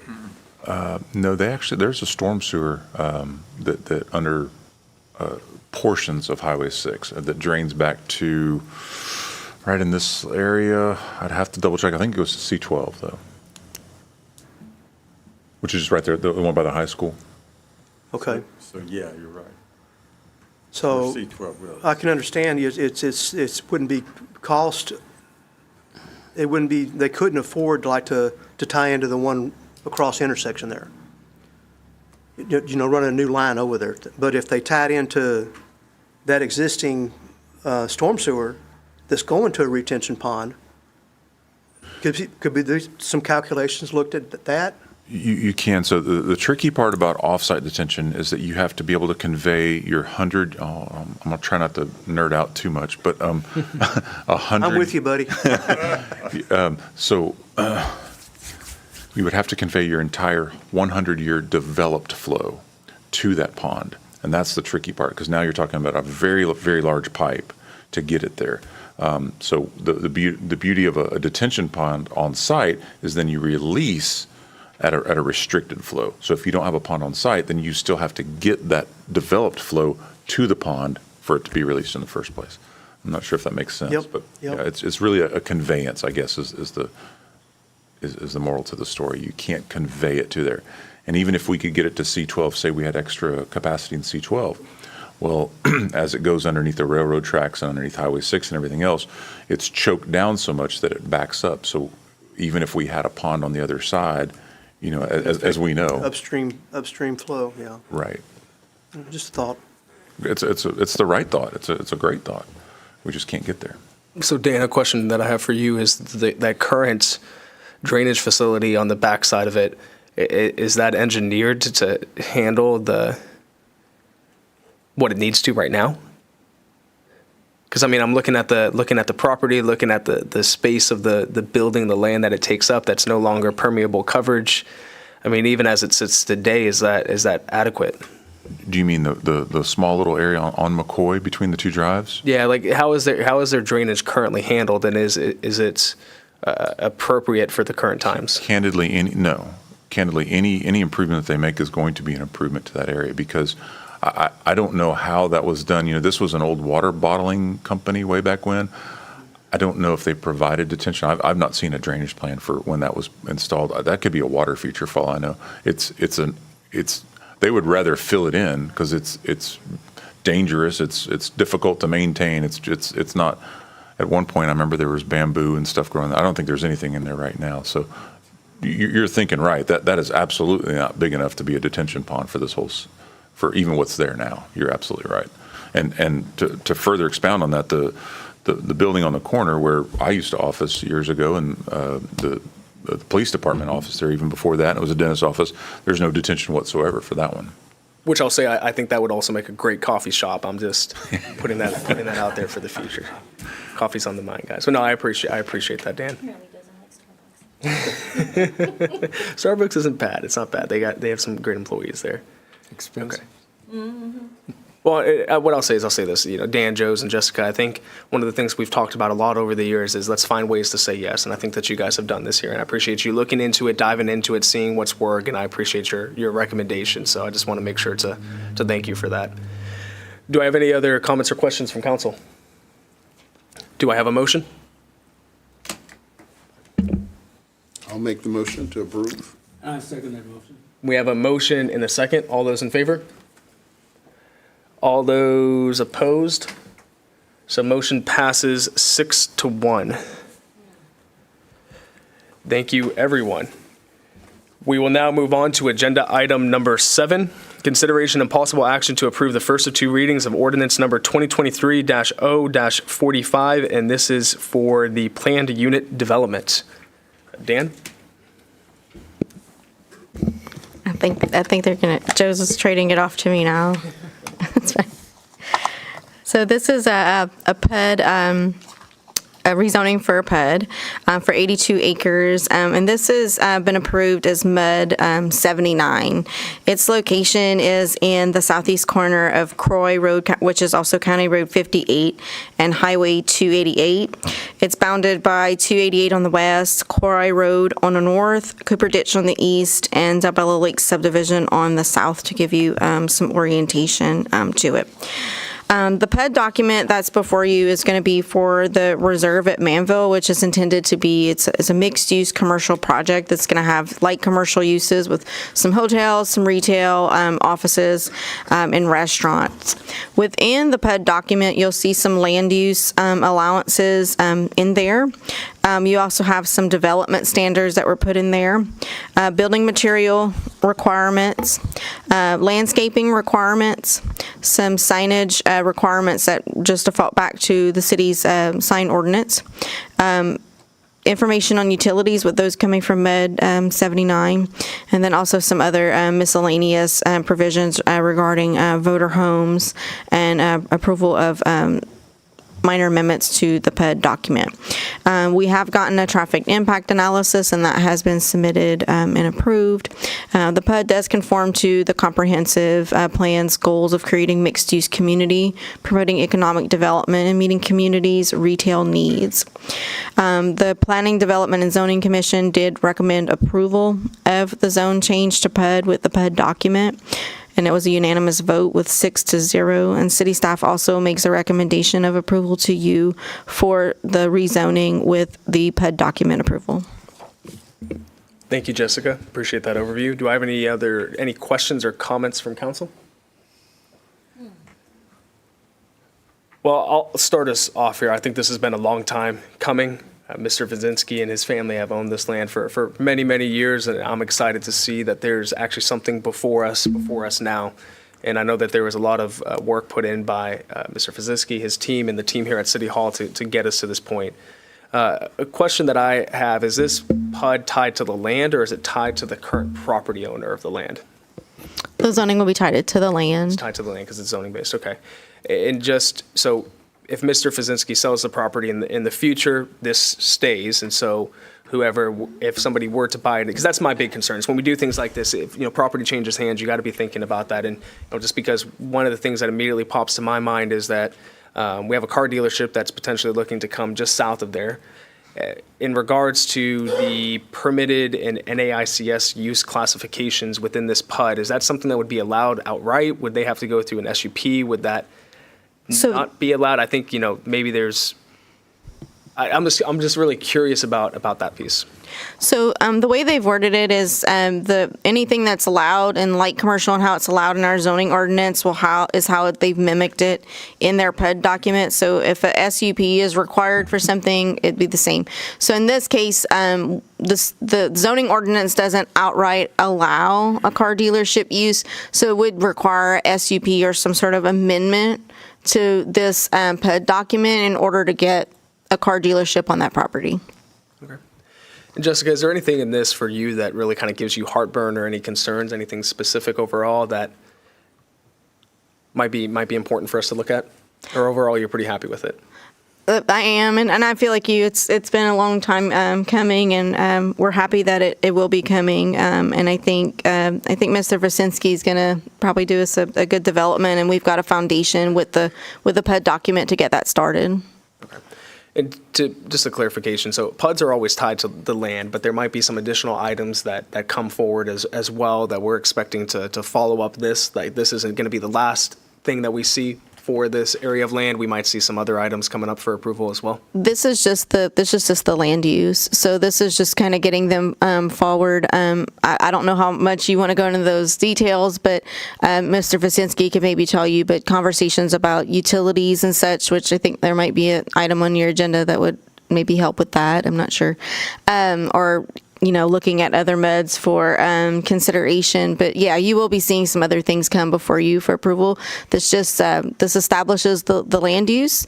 It establishes the land use map, and as well as what they can and can't do on that property. So, thank you, Jessica. Council, any comments, questions? Okay, I'll make a motion to approve the first reading of ordinance number 2023-0-45. Do I have a Second. We have a motion and a second. All those in favor?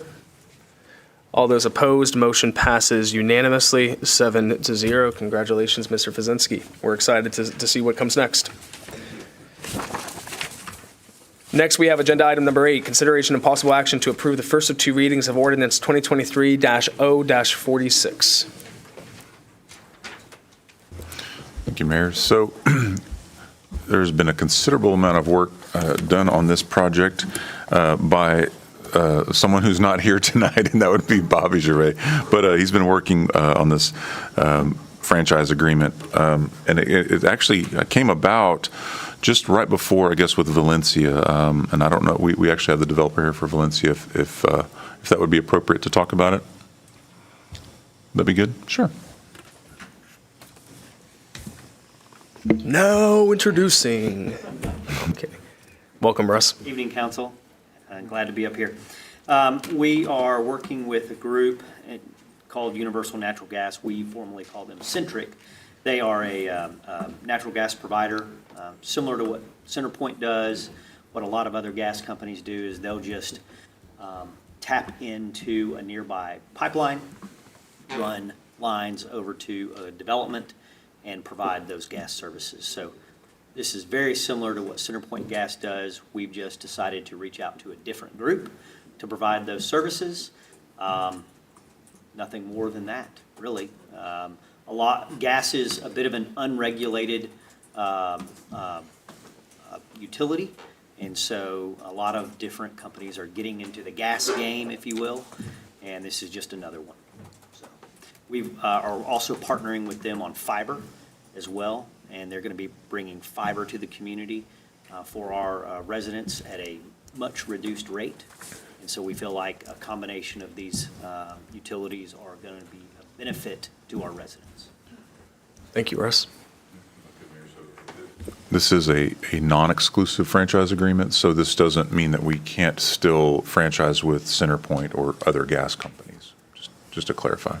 But right now, we don't have an avenue or mechanism to partner with them. So they have added a few things in there, as you know, as far as helping us out with some special events and, sponsorships and whatnot that we're working into their agreement. So staff is in favor of moving forward with this franchise agreement. Thank you, Dan. I appreciate that. And you mentioned the sponsorship agreement, which I'm excited to see that come before us. I'm assuming that would come before us at our next meeting, so that way we can approve both this franchise agreement for the second reading as well as that sponsorship agreement as well. Okay, great.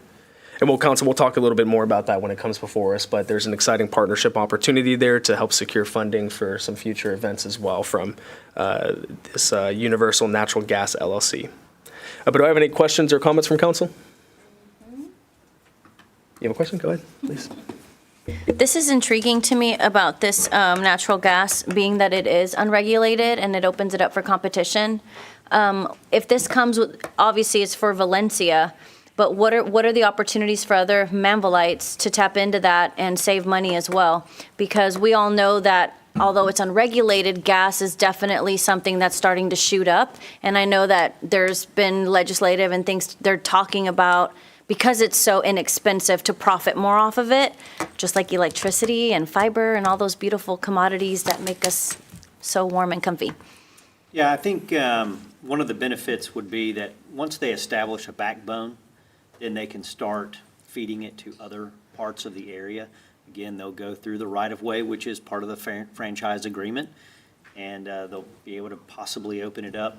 I equate this a little bit to fiber. Okay. You're starting to see other companies come in right-of-ways to expand their networks to provide fiber. Centric is one of them. For example, Tachys is another one that came into Kingwood, which is where I live, and they came into the right-of-ways, and they were able to provide fiber to all the residents who really didn't have an opportunity for competition. They only had one product in Kingwood forever and ever and ever, and I've lived there for a long time. And now there are other companies coming in providing that competition. So this offers that type of deal for the gas. would probably offer that deal if they decided to expand elsewhere. Okay, so this would be the first step in getting it here, like you said, the backbone, so that there is a little bit of some competition. Great. And the great thing about gas is wherever there's a natural gas pipeline, they can tap into that. And so there are pipelines everywhere in the Houston area. Mhm. And so it's pretty easy for them to tap onto that, just like it is for CenterPoint Mhm. or Atmos or Sea Energy. There's a number of gas companies that do that. And then one last question about them. How long has Centrix been in business? I know they're pretty established, just CenterPoint's been around since they were HLNP, but Yes, Centric's actually been around for a little bit now, and they are rapidly expanding. We're going to be using them in our League City property as well. They're based out of the Woodlands, and they've been around for quite some time. They're starting to expand into Florida. They're expanding into the DFW area. Mhm. They already have done deals with Johnson Development. They're doing a deal with Howard Hughes in Bridgeland as well. So they're rapidly expanding across the Houston area and Texas and getting into other areas. and reliable, hopefully. And I think we have a representative here that's, yes. Yeah. I'm contract counsel for Centric, so. Come on up. I know you've been helping a lot with answering questions, but to Well, answer your question. Glad you guys were able to meet each other. I know, I'll speak some after. But we have been in business since 1993. Okay. We originally started off as a mom and pop gas utility. 1993 is a very favorable year It's a for great year. us here Oh, I for love some that. I love reason, that year. so, just, yeah. It's a great number, apparently. That's good. So from there, we primarily served the Magnolia Woodlands area, and then over time, we became private equity backed. And it helped facilitate our growth to various cities across Texas. So right now, we have about close to 30 franchise agreements Okay. executed. This year, we have 2 with your neighboring cities, Iowa Colony and League City. Okay. And just like Russ mentioned, we are open to growth. We typically enter into greenfields or master plan communities and provide gas and fiber at a low cost. So we're happy and excited to be a part of the city of Manvel. Thank you. Wonderful. Thank you for answering that. No problem. Thank you for being here tonight. Thank you. Do I have any, oh, Dan, please. One last thing, Mayor, did Russ mention about the fiber as far as whenever the homes are actually constructed? Did you mention that part?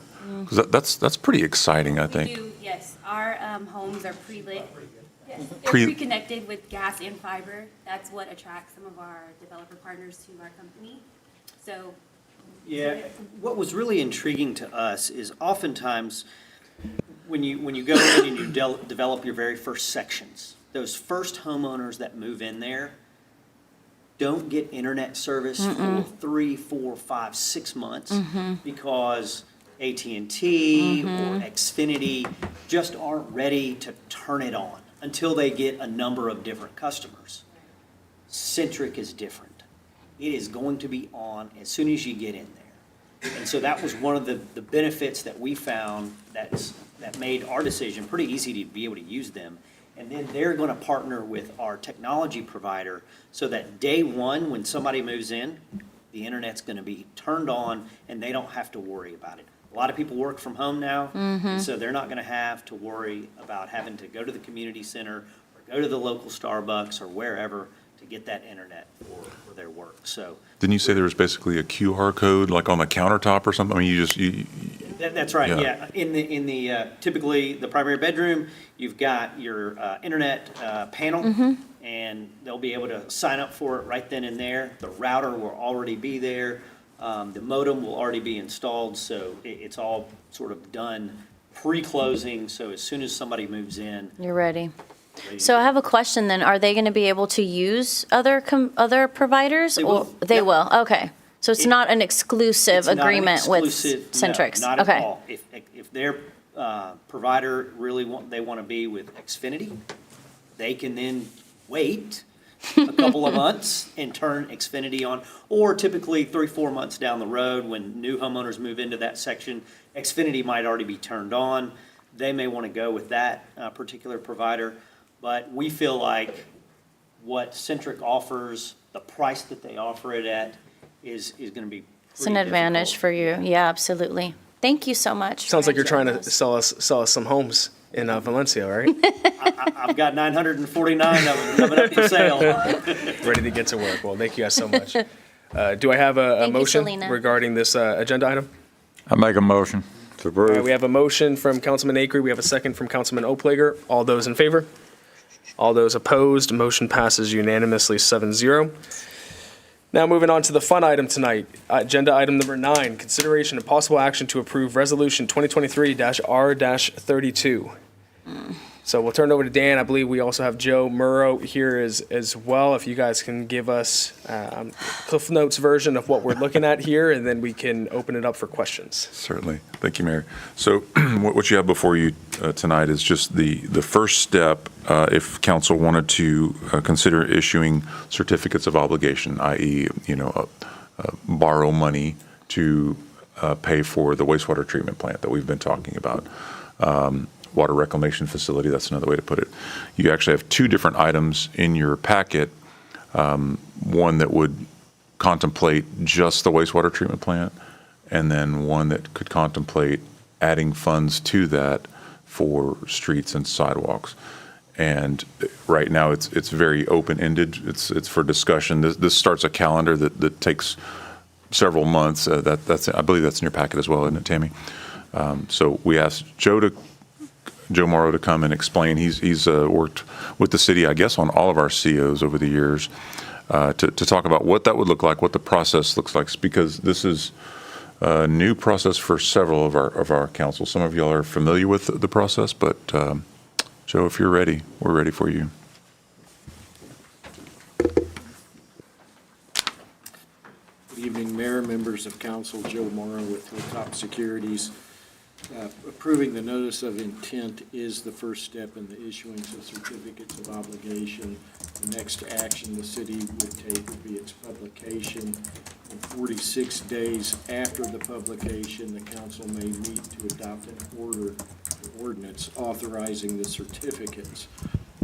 In the notice of intent, you will establish a not-to-exceed par amount, and we also establish not to exceed maturity date.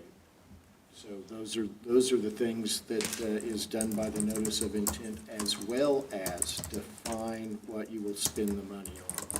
And you have to spend some money on everything that you put in the notice, but you can move it between items if you need to. That's, in a nutshell, Cliff Notes version. You did a phenomenal job there, Joe. I'm very, very proud of you. That was appreciate it. And I appreciate you being here tonight. So I'll start off with saying a few things, and then I have a few questions. So my general philosophy, I think it's not unknown regarding CO debt, is I'm generally opposed to it. I think the state has continued to expand its usage from its original intent of being just for emergencies, and cities, quite frankly, have taken that liberty to circumvent the will of the voters. And I've been up in Austin each of the past 2 sessions advocating for the state to come and take away local government's abilities to utilize CO debt for egregious purposes that violate the taxpayers' trust. All of that being said, we are in an emergency situation right now. If we do not do this project, we will have to place a moratorium on all development in the city. Yep. And what that means is taxes are going to go up. And it's a very unfortunate situation that we find ourselves in. And I don't think any of us should sit here and point fingers, but I think we all need to make a commitment to ensure that this sort of predicament does not happen again in the future, which is why the plant that's being proposed is something that propels us and secures our future wastewater capacities, which is why we build it to the capacity that we build it to. But one of the things that I talked to staff about and talked to council about is I can't vote for this unless it's shown that it will not raise taxes on the citizens. We saw the last debt issuance that was made, albeit for a very valid purpose, raise taxes on the citizens. And I know that staff was looking at some options, working, Joe, with you, kind of looking at, one, the comparison of what the cost would be, CO, GO, and P3. So certificate of obligation, non-voter approved, GO, voter approved, P3, public-private partnership, to show the cost differential. I don't see that yet. I'd really like to see that. considering that was something council talked about a few months ago. The other, and I know others on council have made this known, is that how are we proposing to fund this without raising taxes on the citizens in order to fund it? I think there's a path forward. I've looked at it, with my non-Aggie math, I've looked at it, and that was a joke for Dan, but he's honed in right now. But I'm there. But how can this be structured in a way that it doesn't raise taxes on the citizens? Because that's what I need to see in order to convince me to vote yes for us, which goes against everything inside of me, but I don't see any other choice. And it sucks, but it's an emergency situation that we're in. Even for our roads as well, you drive, I went running along Cindy, and you look at the nature on Cindy, and it's just, our roads are in emergency situations as well. Rodeo Palms, has some subsidence issues that are out there that have been made known to us that we got to take a look at. So, I lean more towards seeing some of the emergency funding for the roads, but how do we do it without raising taxes? And that's kind of a open-ended question, but that's something I know we talked about previously that I need to see that. So I don't know if there's been any analysis, cost analysis, opportunity analysis that's put into that, utilizing EDC funds, utilizing impact fees that are made available, being able to delay payments until the growth is realized that allows us to then make those monthly, yearly payments. Where are we at? So can you talk about that a little bit, Rosie? Part of the funding we've looked into is the MEDC to fund at least $1 million in payment on a yearly basis. On a yearly basis? Mhm. Okay. And then the other part is on the cost of service for the TERS. Currently, we're going to look at, for this fiscal year, it's going to be for the next coming fiscal year, $646,000.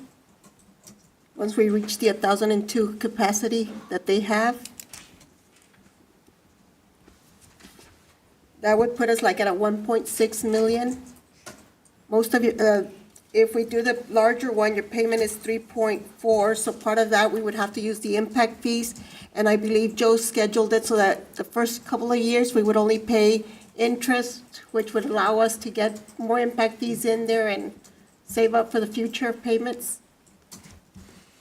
So Joe, have you, and thank you for that, Rosie. It seems like you've done a little bit of an analysis there on how we would not have to raise taxes to pay for this. What does that analysis show us?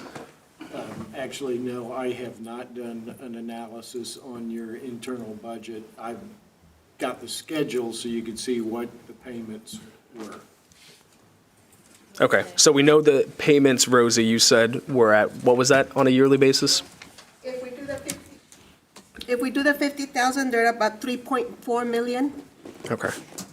And then if it's at the 50,000 would be great, by the way. I'm sorry, the 50 billion. No, 50 million, you're good. If it was at the 40 million, what would the payments be for that? 2.7. Okay. You're looking at about $700,000 difference. Okay. And then for that, I'd rather focus on the higher one just because that's the more conservative approach to take for that. So we'd be looking at a yearly difference of about, what is that, 1.3? 1.8. Oh, 1.8. I was way off there. 1.8. And so do we know how long it would be until we would have to start making payments? Are we able to, and I'll just ask very basic terms, are we able to delay making payments on this debt for a certain number of years? No. No, so we'd have to pay basically year one, you'd have to pay what?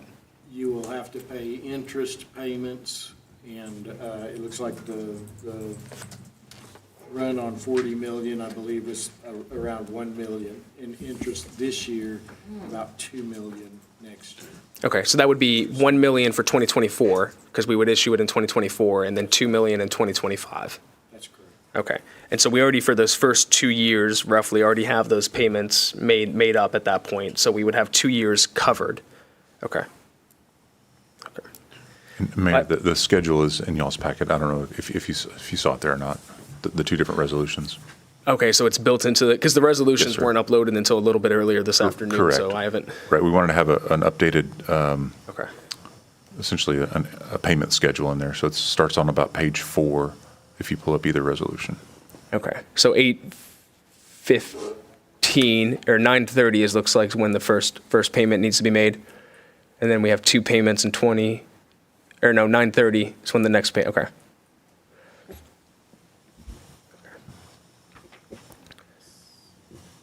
So what I'm getting is we don't currently have an analysis that's been run to show how we can fund this without raising taxes. Not throughout the entirety of the project. So I think that if we can, we need to start the clock on the notice of intent. And then we've got, 2 months essentially, Joe? Right, the notice of intent also establishes the sale date, which we have as January the 16th.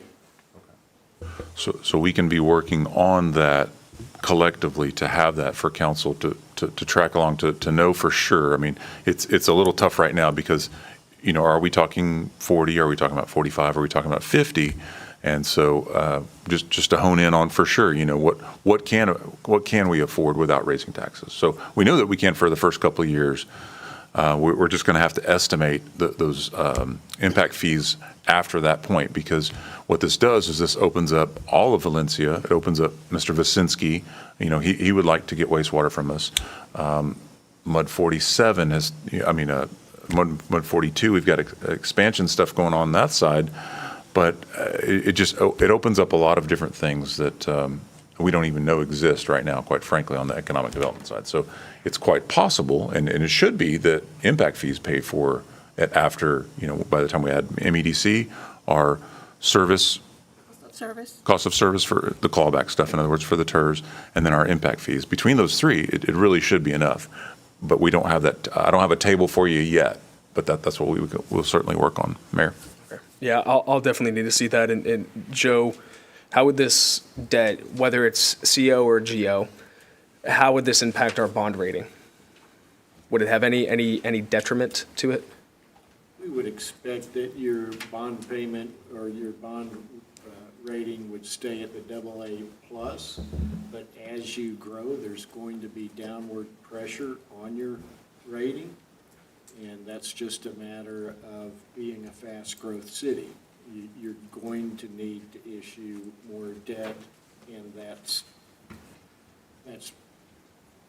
nothing we can do to avoid that. Now, having debt as self-supporting, they will give us credit and deduct that out when they're doing their metrics against other debt that's paid from taxes. So. Okay, I appreciate that. No, I'm tracking with you there.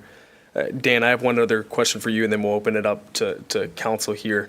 No offense, Captain. I don't want to have a repeat of what we've seen with the police station, where debt was issued without realizing the actual true cost of what the police station would cost. Do we have 100% approved plans for the WCF or WRF? We have 100% plans, but we haven't gone out for bid yet because we don't have the funds, and that's just a very dangerous thing to do. But there are pretty good contingencies in there, several $1 million worth of contingencies in there right now. So even with, if you recall, when Friesen Nichols presented it, where they had a couple of inspectors on site for a year at $2 million, I think you and I decided we're going to open up an inspection company, right? But even with that, that's built in there, and it's right at the $40 million number. I think it was almost exactly 40 million, wasn't it, when we saw the numbers a couple weeks ago? Okay, well that's good to hear. I'm glad that we have that.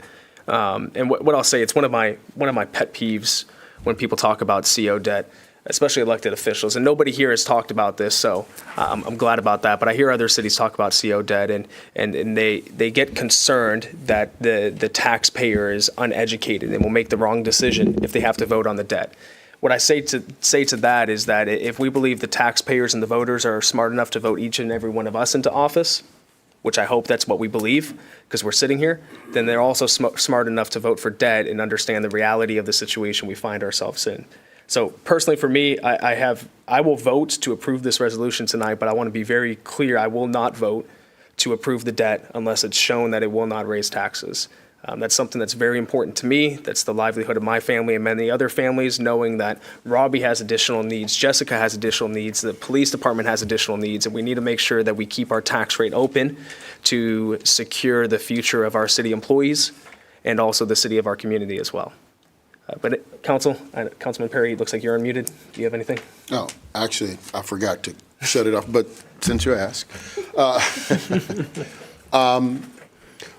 When I look at this situation and what we're facing, for me, a moratorium is not an option.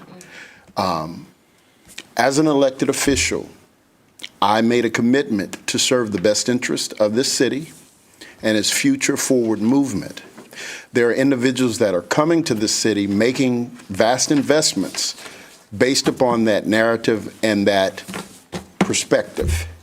So the thought of not moving forward and causing a moratorium is just not something that I will not be responsible for, or is not something I will be responsible for. So with that being said, obviously I'm going to vote for this resolution and whatever is necessary for us to move forward. Any other comments or questions from council? We'll go Councilman Acree. So let me add, in this, we said utilities and roads. Let me add drainage. You know, there's always a potential drainage project that we might be able to do to help out other people in the city. So, in particular, the Mississippi area, which has complained about drainage problems forever. So, you know, there may be something we can do over there. Buy some land, create a detention pond, which should have been done 40 years ago, that sort of thing. That's all. Before you moved to the city, correct? No, I've been here I'm sorry. longer than 40 years. Yes, sir. So. Well, and it also says here, so I'll read this out. So the debt that would be issued, specifically the $50 million, for the purpose of evidencing the indebtedness of the city to pay for all or any part of the contractual obligations incurred for the design and construction of the wastewater regional facilities, streets, and sidewalk improvements, as well as other improvements, including without limitation related drainage and ancillary facilities. So if there's an opportunity, as we're addressing some of these streets that are in dire need of repair because of the droughts, opportunities to improve and address drainage as well would be an allowable, Joe, correct me if I'm wrong, because it would be listed in the notice of intent, an allowable function of the funds if they become available. Yes, and as listed, some money would need to Go to that as well. Yep. Perfect. Thank you, Joe. Thank you, Councilman. Councilman Lance? Well, my issue is, and Mayor, I'm really not following your comment on you want to vote for this certificate of obligation, but you're against raising taxes. So I'm not sure exactly how those two are going to play together. Like I said, I don't want us to get ourselves painted in a corner, you know, and down the road say, you know what, we got to raise taxes. Yeah, we need it. Obviously, we need it. But it seems to me that we have to figure out a way that the residences, the new residences that are going to benefit from it need to be the one somehow paying for it. The people in Rodeo Palms, they shouldn't be paying for this. People that live on Patterson Road shouldn't be paying for this. So we have to figure out a way that whoever's benefiting all this, they have to be the ones paying for it. You know, I say all the time, we're in a huge, horrible growing pain, and we are. And it's going to take years, long before, we're not going to see the day, probably when we get caught up to where we need to be. Our growing pains are horrible, but some things we have to be very, very careful about, and telling, you know, Citizen Joe that, hey, guess what? You're going to be paying for this when he has no benefit, no need, you know. So I'm very, very concerned, like you are, is how are we going to fund this? And that's a good point, Councilman. What I'll say to your comments there is that this is, my voting to approve this tonight is a sign that if it can be shown in 2 months' time that this would not raise taxes, I'm willing to vote for CO debt. But because what this is doing is not authorizing the CO debt tonight, this is simply taking the first step, saying that our intention will be in the future to do it. My intention is only if it does not raise taxes. If it's shown that it's going to raise taxes, I will strongly advocate that we send it to the voters for approval because they need to have a say. The reason why I prefer the 50 million over the 40 million is because it does include items that would benefit residents of Rodeo Palms, would benefit residents of Patterson who live in of Old Chocolate Bayou who live in the Bowl that have struggled to find funding that they've needed to address their drainage concerns. It would benefit Mississippi. It would benefit the individuals off of Hanselman right now that are having to swerve and avoid potholes because the road is falling apart. So my thing is, okay, let's take this first step tonight, but in 2 months' time, we have to be creative, we have to work with our partners, and it has to be shown as not raising debt, or else I will make a motion that we send it to the voters in May. Okay, I like that approach, but I want to be careful too that we're not going to pull in the roads and the infrastructure that we need repairs and saying, hey, people, guess what? You are benefiting off this big bond. We're going to throw this cookie out for you. We could do two different ones. We could do 10 million for the roads, and we can do 40 million for the wastewater. We could divide it up that way. So. And if I could, Mayor, we actually talked about that very scenario with Joe. And Joe, could you kind of talk about the administrative costs and everything as far as why it's better, I guess, to do one issuance? You get economies with the size because it's a per $1,000 of capital raised, so it's lower, a lower cost per 1,000 raised to go from 40 to 50 than do 40 and 10. I do have clients though that for whatever reason they need to separate out their debt and they do it. So, but that would be the reason that you would combine them. And that's a good, that summarizes it, Joe. And what you see usually is like whenever debt goes before voters to vote on it, it's usually one package of debt, but it's different propositions that they can vote on. And so you don't break it up into different packages of debt. It would all be the same. And so let's say you have $100 million and or let's say $90 million and it's split up into 3 different $30 million projects. The voters would vote on each project whether they wanted to move forward with it. But when the debt is issued, let's say 2 of the 3 passed, it would be issued as a total of $60 million because you lower your administrative costs, which can get pretty hefty the higher up you go. That's why it's a little bit interesting to think about it, but that's why it's structured that way. But I do, Councilwoman Sarmiento, I know I've heard you over there, so please. Okay, so you stole my thunder, but it's okay because we're in sync there. My question was, why are we voting for this if we don't have a plan of action to save the taxpayers money? And if we do adopt this, what does that look like? I know we're not reviewing the budget for next year yet, but some type of guesstimate, right? Of, okay, if we adopt this with the 3.4 million a year payments, what is that going to look like for us so that our taxpayers can start thinking realistically? The second thing that comes to mind is exactly what Councilman Land said, is the $50 million bond. I think, yes, I agree. Somebody shouldn't have to pay for something they're not benefiting from. However, it's tricky, I think, when we start to look at it that way, because as a community as a whole, we can't say no to this development, but yes to this, and hold certain developers to a standard while they're benefiting from it, but then there's a moratorium on all the growth. So I struggle with that concept. I do get the point, because if, again, tax money, right, as a citizen. The other part of it that strikes a chord with me is around May, we were talking about fixing those roads, Patterson, Wilson, all of the roads over here in this area and across Highway 6. And it was stated then, not by our new city manager, but that basically those roads got second priority because of the amount of taxes that were being paid.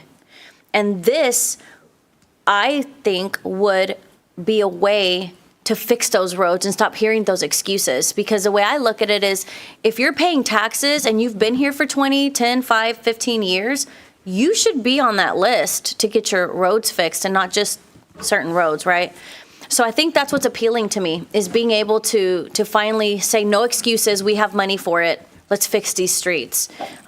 Roads, sidewalks. I would like to see sidewalks in this, actually. It is like an actual dedicated line item on there where we're allocating funds towards it. It's called, basically, the way that it would be structured is there's been called out some additional items in it. So anything that would not be used for the water reclamation facility would then become available to use for those other projects. At least some of it would have to be used for sidewalks, but we would then be able to discuss as council, how do we want to prioritize those additional funds that are available? So it sounds to me like once the money's allocated towards the wastewater treatment plant, it looks like 40 million of that should go to that. But I'm also a little worried about that it's going to come back after it goes to bid. It's like, oh, it's 48. You only get 2 million for the roads and for the sidewalks. So there's kind of like a risk there, right? And if we are going to go for this amount of money, what type of analysis is going into the building of the wastewater treatment plant, and how much of the 10 million are we going to allocate and stick to keeping our promise today, when 3 years later, oh, well, it's in the backside of our mind, right? Well, I think, and I'll let Dan speak to it, I think, Councilwoman Sarmiento, what I heard, and correct me if I'm wrong, Dan, is the way that this was the 40 million specifically for the water reclamation facility was built in with that risk, because there's a couple $1 million that's already built into that. So the WRF might come in maybe at 36 or 37, so there's a little bit of wiggle room, but that risk was built in because we don't have the bid out yet and we haven't seen the cost. What's different between this and the police station is we have completed plans now, and we can pull the trigger as soon as we know that we have the funding available, instead of waiting another 9 months because a management company is dragging their feet. So that's a conversation we'll be having here very, very soon. But also, Councilwoman Sarmiento, and no, Dan, open up to you. Sorry if I'm stealing your thunder here. But I think that the thought process behind this, and it's taken me a little bit to get here tonight, because I immediately came in and said, man, we don't know how we're paying for this. I'm voting no. But thinking through it, it's, okay, we have 2 months now from the moment that we vote on this tonight to figure out how we're going to pay for it. And then we're going to have to cast another vote on whether or not we want to issue the debt. So essentially, staff is now put on a shot clock, and we're put on a shot clock, and Joe's put on a shot clock to work together to say, how do we pay for this without raising taxes? And if we can't pay for it without raising taxes, that's another conversation for us to have. But there's a checkpoint. You don't go past that checkpoint until you know what that actual number is. And it seems to me, Dan, you guys have asked for another 2 months to make sure that you can get those ducks in a row before you can present those to us. Right. Joe, this is kind of shooting from the hip here, but say we run the numbers, we do the analysis, and it turns out, I'll just make up a number, 45 million. That's the most that we could pay without having to raise taxes. But we've done the notice of intent for 50 million. Here we are now, we're 2 months later. Council says we just don't feel comfortable going forward with the 50 million. Can we still move forward with something less than that? Yes, that is a not to exceed amount. Perfect. Okay. And we have to know before we get to January 16th, like sometime, so this The is 14th? something that No, I'm is just kidding. imminently. I'll do that to you. We can't put a document on the street that we're not going to be serious about selling. So we need to move this along very quickly. Right. So I guess my point with that is what I'm proposing that we do internally is we figure out what that number, what is that threshold? You know what I mean? Instead of trying to shoot for whatever the number is, what is the threshold? It is what it is, and that's what we come back to council with. Councilman Perry. I just have one last question, at least for my own edification and planning purposes. What are our timeline restrictions, especially as related to costs? And so my concern is, so I've heard the discussion, we passed the resolution, we get to a point, it's going to raise taxes, we got to take it to the voters. How will our costs and the emergent need for the project be impacted if we have to go those additional steps? And I'm not saying I'm for or against it. I just want to know what I'm dealing with, or what we're dealing with. Right. The next available date to call an election would be May. right? And the decision to do that is sometime in February, that the election has to be called, I believe, 75, something like that, days ahead, and it's early May. That would delay the issuance. Let's say it's approved in May, you canvass the election, then there's what they call a 30-day contest period after the canvass. And after that, you're free to issue. So you canvass election, there's, I don't know, 7 to 12 days after the election, it has to be canvassed. So add 30 days to that. You're late June when you would be selling, potentially July, and delivering money in August. So it sets up well for, your tax rate season, because you'd be going in to levy a tax and you'd have your debt there. But if you're not going to levy a tax for it, then, and go the COs, then, you have a little bit of time to figure out what you can cash flow comfortably.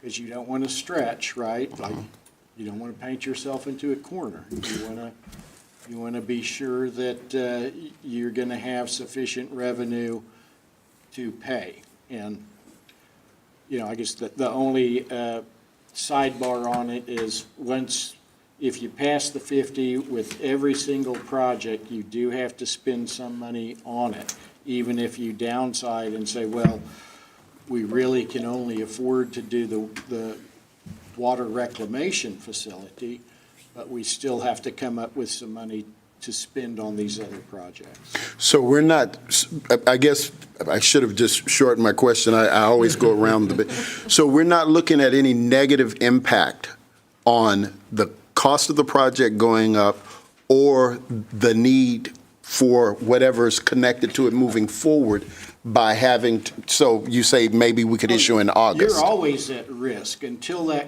project is under contract, you're at risk, inflation risk. Until we sell bonds, you're at risk for interest rates. You're at risk for interest rates, and what I'll add there as well, Joe, also cost of the project. And also there's new businesses that want to come. They can't come until that point. Developers that want to build homes, they can't build until that point. So those are the risks, and really looking at the financial analysis and kind of understanding the opportunity cost, all the risks that are involved is important, because we also have to understand our fiduciary responsibility to the community and the citizens of Manvel, but also the good partners that we have in the city as well. Okay. That at least that Helps you out. confirmed my fears. Okay, thank you.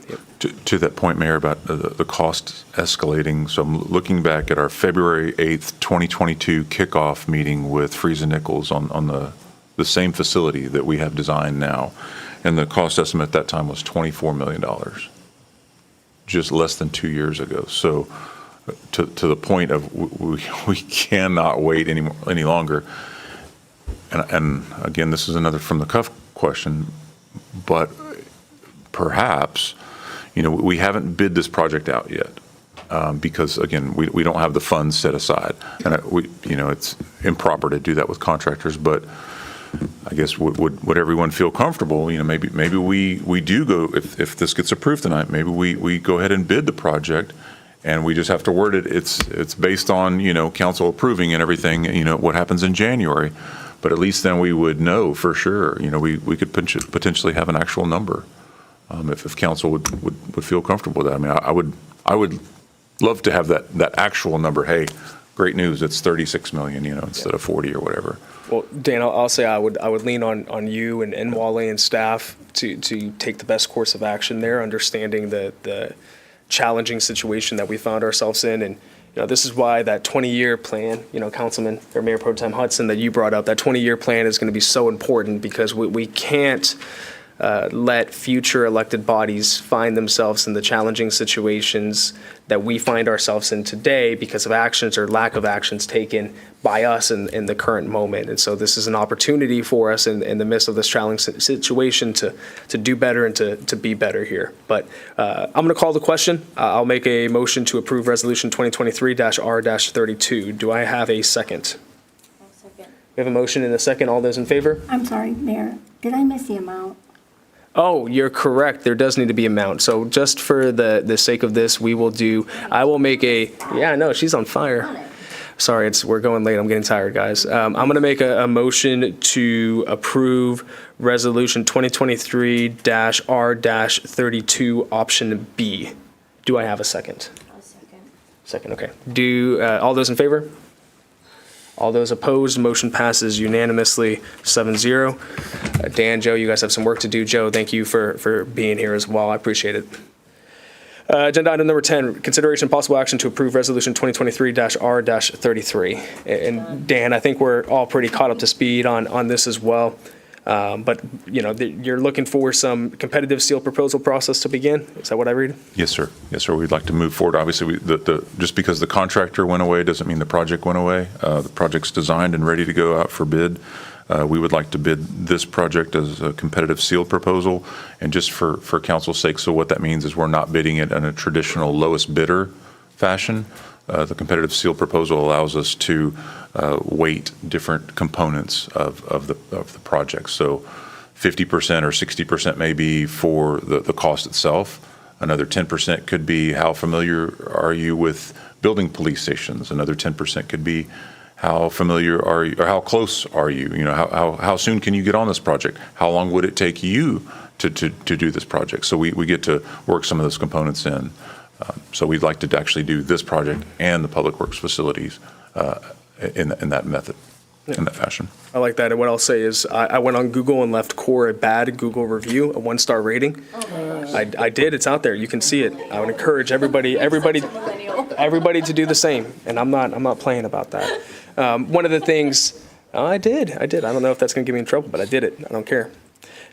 Anyways, one of the things, Dan, I think that would be good for us to consider with all of these capital projects coming along is if there's the opportunity to provide some supplemental resources, especially to Wale with all the balls that he's juggling. I know you and I have spoken about that, but he does a phenomenal job, but he's only one man, and I'm sure his capacity right now, just like many city employees, is to the max.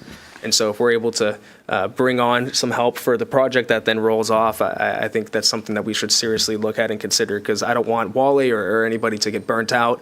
And then all that leads to, not just for the quality of work for the city, but also for work-life balance and his family at home as well. That's very important. Do I have a motion to approve this resolution? I have a motion. Do we have a second? Second. All right, motion and a second. Motion by Councilman Perry, second by Councilman Acree. All those in favor? All those opposed, motion passes unanimously, 7-0. Consideration and possible action to approve Resolution 2023-R-34. Tammy? So in your packets, this is the one I actually passed out a paper copy of as well. Each year, each city within Brazoria County is allowed a certain number of votes to cast towards the members running for the Brazoria County Appraisal District. Our number of votes that we can cast are 40. You can do several different things. You can put all 40 votes to one person. You can separate it out amongst multiple people. The only downside is there is no bio on the candidates. Yeah. We reached out to the appraisal district. They're not required to get bio. Same as when you guys run for city council. You can do a bio because you're getting the votes from the constituents in the community. Hey, I've noticed we have some council members with no bios on the city website, so it might be an opportunity for them to get some bios up there, right? Yes. I'm not saying anybody specific. I'm not saying anybody specific. So we try every year when this comes up to get information on the individuals. You can look on the front and see who the current incumbents are under the members of the board. So tonight, what we're asking is that you approve the resolution and spell out in your action who you want to give what number of votes to. So it is, and that's where, yeah, so my opinion is I'm not going to vote for any incumbent for the appraisal district board. I have a ton of issues with the appraisal district. I think there needs to be reform by the state. I think the fact that they put it to a dear honorable former mayor and not the current mayor is just, Councilman Oplager brought that up. He keeps stabbing me with the knife about that. So council, we have either one of two ways. We can either just give it all to somebody. I mean, Patrick O'Day's an Irish sounding name and I'm Irish, so we can go with that. Or what we could do is just each council member gets 6 votes. I would get 4 votes to make it the even 40. Write that down, who you want, and then we can kind of read it out and approve it that way. But does council have a preference? It's like a motto. We're just, I don't like this at all. I don't feel good. You know Tommy King? Yeah. Yeah, no, Tommy King was the assistant Calvin School District Superintendent, Finance Director. Is he a good dude? Yes. Okay. We'll just kind of wrap this up. The council's good with it. I'll make a motion to approve Resolution 2023-R-34, giving all 40 votes to Tommy King. Second. All right, we got a motion and a second. All those in favor? All those opposed? Motion passes unanimously 7-0. And I'll just encourage the community, I'll encourage council that we need to encourage reform for the appraisal district. Reach out to your state legislatures, but also reach out to your appraisal district board as well. All 40 go to him. All 40, yes, sir. So 6 votes each and 4 for Dan. Yep.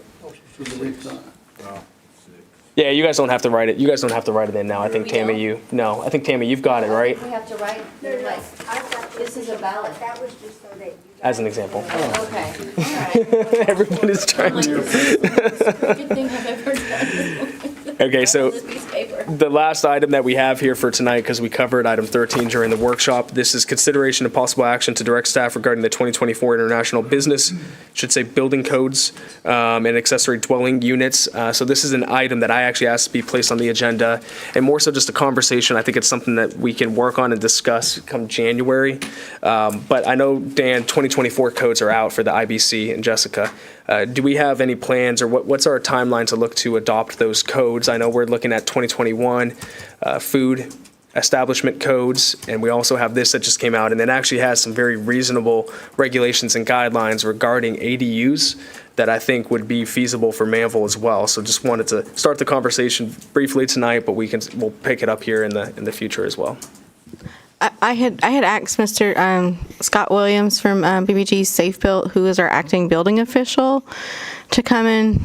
Oh, I should have moved this up here. Sorry. I just thought that you were a guest. Talk about it a little bit. Just curious. So I didn't know I did not know what to expect, so I planned for everything. No, you're good. We are so Sir, sorry. thank you for being here. It's a pleasure to meet you.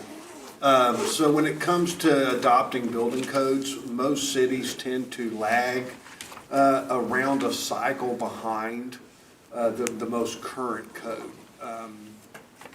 There's the first year when a code cycle comes out, there's always amendments to the code cycle because there's just things that got misprinted, unintended consequences, so they clean up the code a little bit and come out with a second edition for that model code. Most of the cities I work in, like I said, we're 3 years behind. So 24 is out right now. I would have been adopting the 21. And then when the 27 codes come out, we're moving into the 24. We're just a cycle behind. A lot of cities, in order to kind of just keep some uniformity to their construction and enforcement with their contractors and developers in their community, will go like on a 6-year cycle. They'll cycle every 6 years just to kind of stage it out. Codes aren't cheap. It takes a year or two just to get used to some of the new stuff in the code. So it's a lot for, not necessarily for staff who live in the code and look at it every day, but for the contractors out there. So as a city, you can do anything you want. You want to adopt the 24 code, you most certainly can. You can take aspects like the accessory dwelling units that's coming in. Live work units was a big thing back in 18 and 21 that they really hadn't accounted for. Those things can always be written into an ordinance or amended into a code if you wanted to enforce something sooner than waiting on the code adoption. But typically, I don't know that much about the 24, haven't been into it a whole lot. They've just come out within the last few months. can't offer a whole lot of background on the 24, but that's kind of the history in general, what councils do. Well, I've been diving into the 24. They're very interesting, some very interesting changes, so I think you'll enjoy it. Do you know, sir, and again, thank you for being here tonight and staying with us the whole time. Do you know what version we are on right now? Are we on 21 or we are on 21? Okay, that's great. So you would say maybe, whenever you said 27 would be the next one to come out, probably in 26, and then at that point we would look to update to 24? Correct. So Okay. once you got into it would be completely common and completely in line with most other cities. So say like 24. Some of the other things that'll happen, cities will have a development, so they'll spend a year adopting a code. And what they'll do is they'll go through the code and they will give the citizens a chance to speak for the code. They'll have sometimes you'll have like a zoning board, or you'll have an appeals board, construction board, and you'll have that board look at and discuss the code, discuss the changes, give public a chance to come in and make input on the code if they chose and be a part of the process. So over a year to really read the code, you have to go through and codify your other ordinances to make sure that we don't adopt something in this code that's directly opposite of another section of code, so we have a conflict in ordinances or codes to go through. So if this being, we're fixing to roll into 24, so if you want to start looking at the code in 25, getting ready to adopt it in 26, then you pick up the 24 code in 26, and then every 2 or 3 years, you repeat the same cycle over and over as you're adopting your codes and making your ordinance and your amendments. Well, that's really informative. I appreciate that. It was kind of a new subject to me. I saw 24 was out, and what I would like for council to at least consider is come January, we look at the ADU side of things, and this is being vulnerable for a moment, a little personal. My father-in-law has had some significant health issues recently, and it would have been great to have him closer nearby and have the opportunity to be on the same property. But right now, to still have his independence, he can't live on the same property because the city of Manvel does not allow any ADUs. So there's, I think, an opportunity, like you said, sir, to maybe pull some portions from 24 if it's applicable.